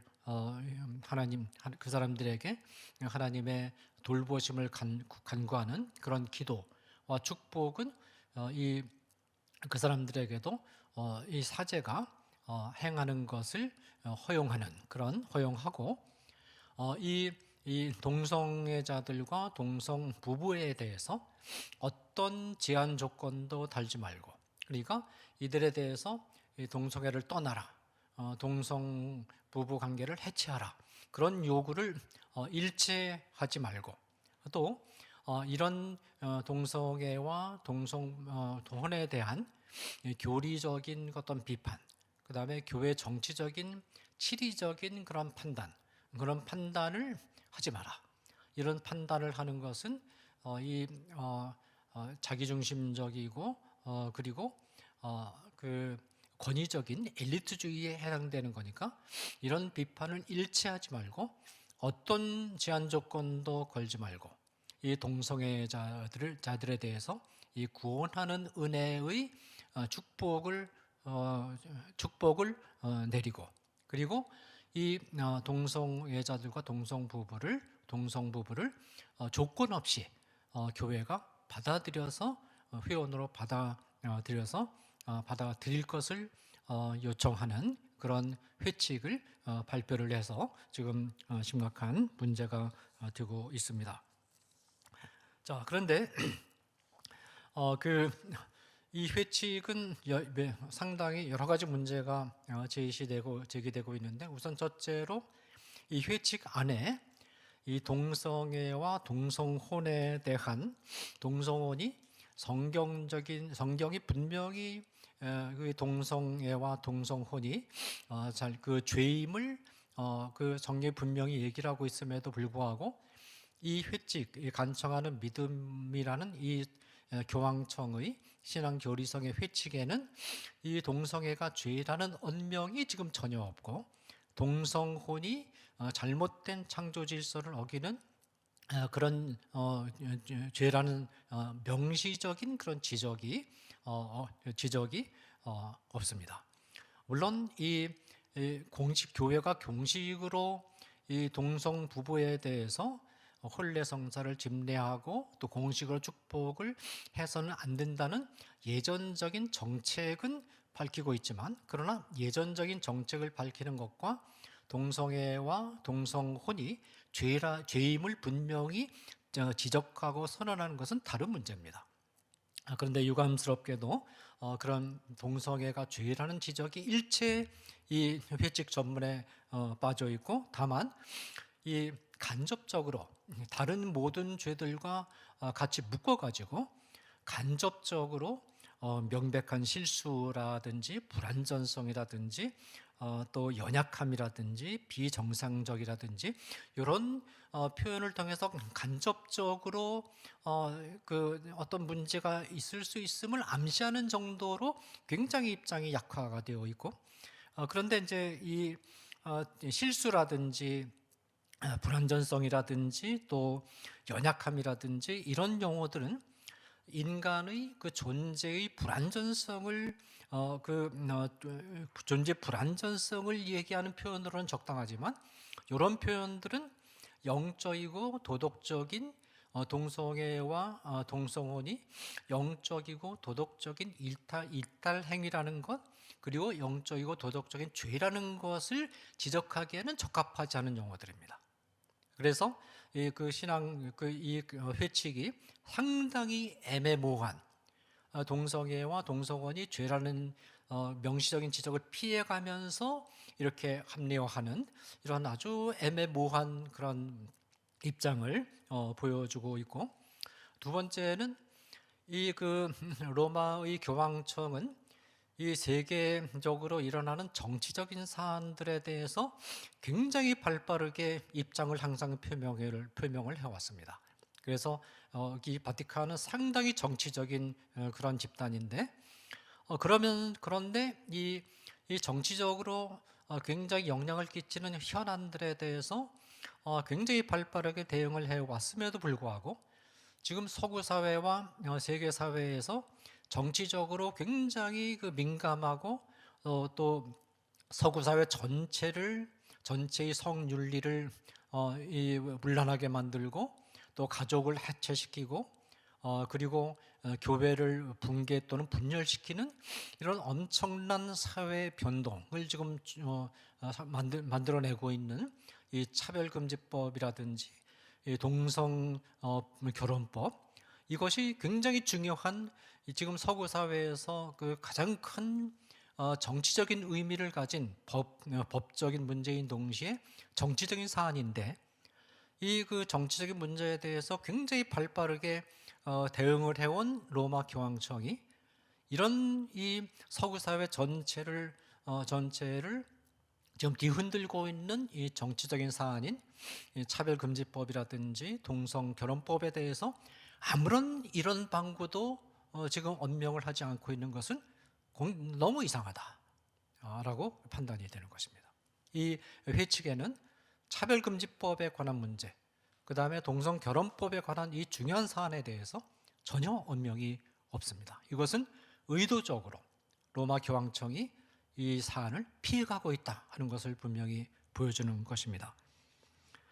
그리고 로마 이 회칙은 간청하는 믿음이라는 이 회칙은 이 동성애자나 동성 부부에게 어떤 조건도 달지 말고 하나님의 구원의 성례, 구원의 은혜를 의 축복을 빌 것을 베풀어 줄 것을 요청을 하고 있고, 그리고 어떤 조건도 달지 않고 동성애자를 교회가 포용할 것을 요청을 하고 있는데 이것은 상당히 비성경적입니다. 이 고린도전서 6장 9절은 이 탐색하는 자나 남색하는 자, 이 탐색하는 자는 이 남성 동성에 의해서 말라코이라고 하는데 이것은 여성 역할을 하는 자이고, 이 탐색하는 자 아르제노 코이타이라는 이 말은 이 남성 역할을 하는 자인데, 이 사람들은 하나님 나라를 유업으로 받지 못한다 그랬어요. 이 말의 의미는 동성애를 하고 있는 그 시간에는 하나님 나라의 문이 닫힌다는 거죠. 하나님 나라의 축복에, 하나님 나라의 일에 참여할 수가 없다. 하나님 나라의 일에 참여하기 위해서는 동성애를 떠나야 된다라는 것을 시사해주고 있고, 그래서 이 동성애와 그리고 하나님 나라의 일과는 전혀 상관이 어울릴 수 없다, 양립할 수 없다 하는 것을 분명히 보여주고 있는 것이거든요.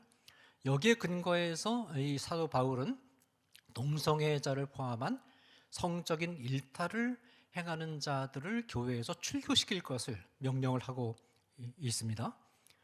그런데 이 회칙은 말하자면 이 동성애자들이 동성애를 떠나지 않은 상태에서 동성 부부가 동성혼을 해체시키지 않은 그런 상태에서 그대로 교회 회원으로 받아들이도록 그렇게 지금 요청을 하고 있는데, 이것은 극히 비성경적인 그런 조치입니다.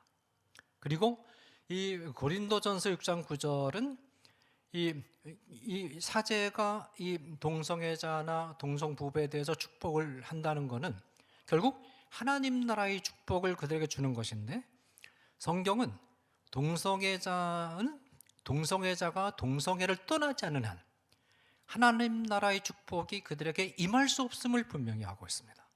그런 점에서 이 회칙은 비성경적이다라고 볼 수밖에 없는 것이죠. 진정한 축복은 어디서부터 시작되어야 되느냐 하면 동성애가 가져오는 폐해, 의료적인 폐해들, 도덕적인 문제점을 지적함으로써, 알게 함으로써 동성애자들이 동성애를 떠나는 것이 1차적인 축복이다. 거기서부터 하나님 나라의 축복이 시작되는 것이다 라는 거죠. 동성애라든지 동성혼을 그대로 둔 채 하나님 나라의 축복을 이야기를 하는 것은 지금 속으로 암세포가 막 자라나가지고 온몸이 죽어가는데 그것을 그대로 둔 채 그 사람을 건강하다라고 선언하는 것과 정상적인 그런 일상생활로 돌려보내는 것과 같은 거거든요. 몸에 암세포가 있으면은 좀 아프고 힘들다 할지라도 칼을 대서 암세포를 도려내고 치료를 하고, 그런 치료를 하는 것이 그 사람에게 말하자면 주어지는 축복의 출발점입니다. 그런 다음에 암세포를 치료하고 난 다음에 일상생활 속으로 돌려보내야 되겠죠.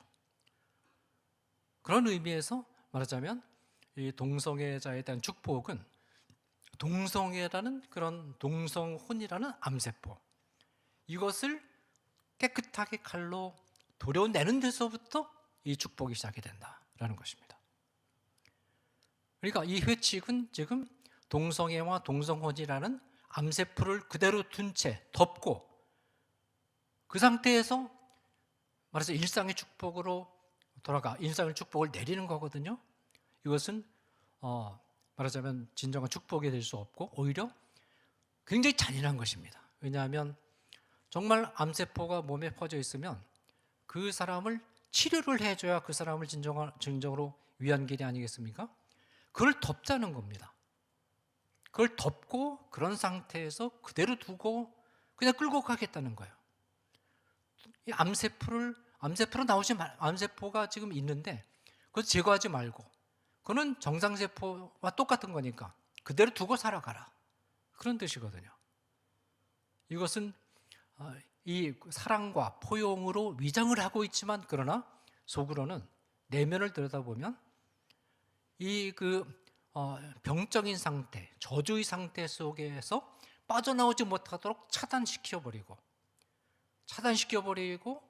나오지 못하도록 교리적으로 가로막는 것이 되거든요.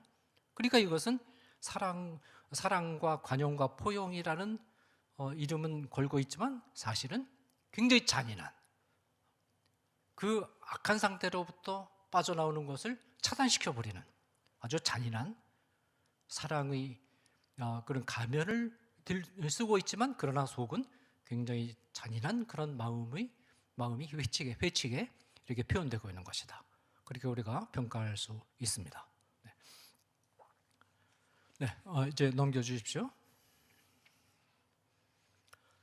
자, 영국 정부에서 교사나 어린이나 교직원은 학생들을 자신들이 선호하는 대명사로 지칭할 필요가 없다라는 그런 결정을 새로운 트랜스젠더 정책을 수립을 했는데 이것은 예를 들어서 어떤 사람이 남자인데 나는 남자지만 나를 여성으로 불러줘 라고 요구를 했을 때 꼭 그 요구를 들어줄 필요는 없다는 겁니다. 그 사람이 생물학적으로 남자이면 그냥 남자로서 남자 대명사를 써도 무방하다라는 그런 결정인데 이런 결정은 그동안 영국의 법조인들을 비롯한 기독교인들이 꾸준히 이 문제를 개선하기 위해서 노력한 결과 어렵게 거둔 하나의 소중한 작은 열매라고 생각을 합니다. 이렇게 해서 이 조금 숨통을 틔워주는 그런 좋은 결정이 나왔습니다. 네. 넘겨주십시오. 네, 이제 2023년 차별금지법 바로알기 아카데미 강의 일정은 오늘로서 마무리를 하고 다음 주 한 주간은 휴강을 한 다음에 1월 첫 주에 시청자들을 만나 뵐 수 있도록 하겠습니다. 네, 2023년 첫 시간에는 한반교연, 한국교회 반동성애 교단연합 공동대표이시고 예수교 대한성결교회 성결교회 사이비 집단 대책위원장이시고 튼튼한 교회 담임 목사로 섬기시는 한익상 목사님께서 나오셔서 한반교연 사역과 비전이라는 제목으로 신년 첫 강의를 진행해 주시겠습니다. 자, 그러면 이제 기도하고 오늘 모든 강의 일정을 마무리하겠습니다. 사랑하는 하나님 아버지, 오늘 2023년도 마지막 차별금지법 바로알기 아카데미 강의에 주께서 쓰시는 주의 종을 세우셔서 이 동성애가 성경적인 관점에서 얼마나 잘못된 것인가를 전체적으로 일목요연하게 정리하는 그런 강의를 통해서 이 한 해 이 반동성애 운동을 성경적인 관점에서 정리할 수 있는 시간을 주신 것 참으로 감사드립니다.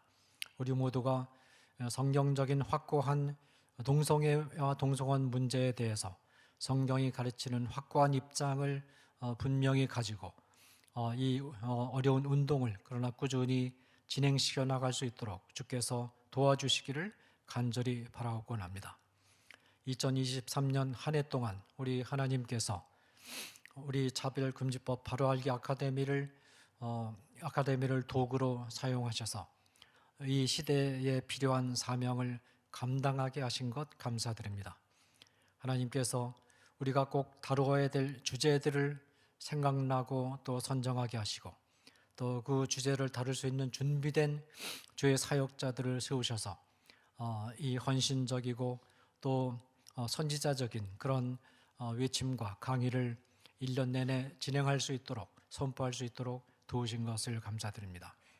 2023년 한 해 동안 이런 은혜로 인도하신 하나님께서 2023년 새해를 맞이하면서 더 크신 은혜와 사랑으로 이 차별금지법 위기가 계속되는 한 우리 하나님께서 차별금지법 바로알기 아카데미를 계속 허용하시고 사용하셔서 우리에게 주어진 시대적 소명을 더 힘있게 감당해 나가는 2023년 새해가 될 수 있도록 주께서 도와주시기를 간절히 바라곤 합니다. 그동안 많은 주의 종들의 헌신과 노력을 통해서 여러 가지 세미나나 피켓 시위 운동이나 기도회나 이 강연 활동 이 모든 것들을 통해서 그동안 우리가 이 차별금지법을 막고 또 다양한 악법들을 차단하는 그런 강의들 그리고 이 대한민국과 한국교회를 왜곡된 이념으로부터 지켜내기 위한 그런 노력들을 우리가 꾸준히 해올 수 있도록 도와주셨는데 이제 어떤 일부에서 중요한 의미 있는 열매들을 우리가 목격할 수 있도록 하나님께서 도우신 것을 감사드립니다. 그동안 거듭거듭 발휘되어 왔던 차별금지법을 우리가 지금까지 막아낼 수 있도록 은혜를 주시고 또 학생 인권조례가 폐지되는 도가 등장할 수 있도록 하나님께서 도와주시고 또 중요한 서울시와 경기도 의회에서 차별금지법 학생 인권조례 폐지 문제가 공식적으로 거론되고 논의될 수 있도록 하나님께서 길을 열어주신 것 감사드립니다. 지금까지 함께하신 하나님께서 앞으로 더 큰 은혜로 함께하셔서 이 차별금지법 계속해서 막아내게 하시고 또 학생 인권조례 너무나 나쁜 내용들을 담고 있는 학생 인권조례도 속속 계속해서 폐지되는 수순을 밟을 수 있도록 하나님께서 도와주시고 또 여러 가지 그 건강하지 못한 막스주의적이고 또 신막스주의적인 잘못된 왜곡된 이념에 의해서 심각하게 오염되어 있는 이 교과서들이 바른 방향으로 하나씩 개정되고 개선되어 나갈 수 있도록 하나님께서 은혜로 도와주시기를 간절히 바라곤 합니다.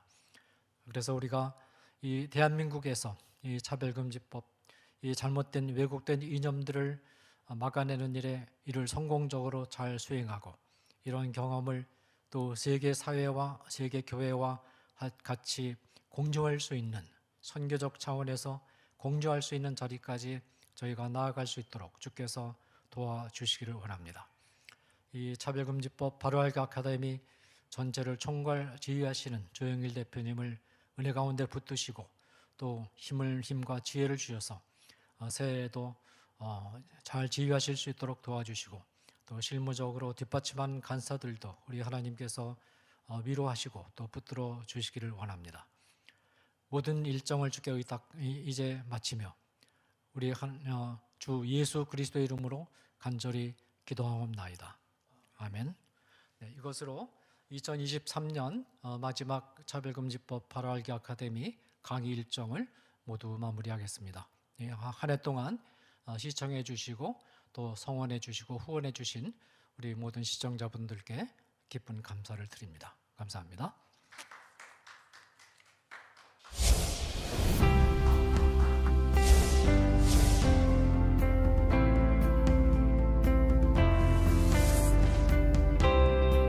채널 공유운동, 유튜브 채널 공유운동에 대해서 말씀을 드리겠습니다. 차바 채널과 여러분들의 교회의 유튜브 채널이 공유된다는 게 무슨 뜻인가 하면 차바에서 매주 금요일마다 차별금지법에 관련된 좋은 영상을 실시간으로 송출하게 됩니다. 차바와가 공유된 여러분들의 교회 유튜브 방송에도 저희들이 영상이 실시간으로 송출되게 됩니다. 처음에 시작할 때 50개, 100개, 200개, 240개까지 증가했습니다.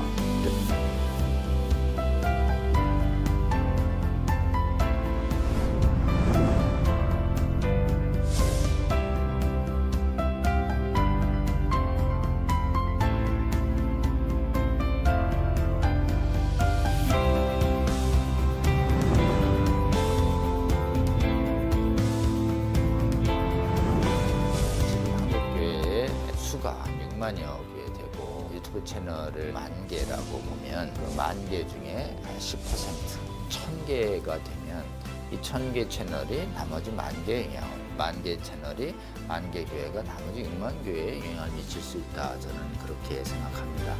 이 차별금지법 제정 시도가 2007년부터 시작이 됐는데 한 번 차단이 되는 것으로 끝나는 것이 아니고 한 번 차단이 되면 또 제기되고 또 제기돼서 지금 15년 이상 차별금지법 제정 시도뿐만 아니라 인권 조례를 통해서 사실상의 차별금지법이 하위 법령이 만들어지고 있고 또 초중고등학교에서 젠더 및 동성애 성교육이 지금 강하게 일어나고 있고 이 운동이 지속적인 반대 운동이 필요하고 또 계몽 운동이 필요합니다.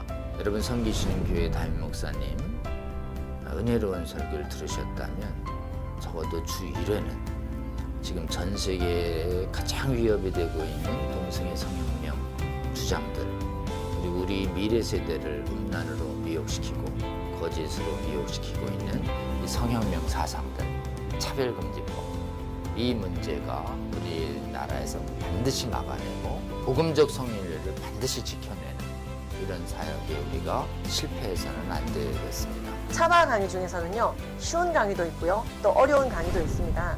쉬운 강의는 한 번 듣고 이해가 되지만요, 어려운 강의는 또 여러 번 들으실 수가 있어야지 되는데요. 이게 교회 채널을 통해서 모든 성도들에게 공급이 된다면 정말 좋겠죠. 그 운동을 우리가 하고 있는 것입니다. 차바 채널 이 공유 운동, 저는 우리 주님께서 저희에게 알려주신 방법이라고 생각합니다. 차별금지법을 제정을 성공적으로 막아내고 음란을 정당화하고 음란을 강요하는 각종 악법들을 막아내서 대한민국 교회와 대한민국을 지키는데 아주 귀하게 사용하실 거라고 생각합니다. 여러분, 이 거룩한 도로 개설 운동 그리고 거룩한 성령의 검 배포 운동에 기도하시면서 지속적으로 함께 해주시고 여러분 주위에 권면해 주십시오. 여러분의 작은 동참이 한국교회와 세계교회를 새롭게 하고 주님 다시 오실 때까지 이 악하고 음란한 세대를 선하고 거룩하게 만드는 데 귀하게 사용하실 거라고 그렇게 믿습니다.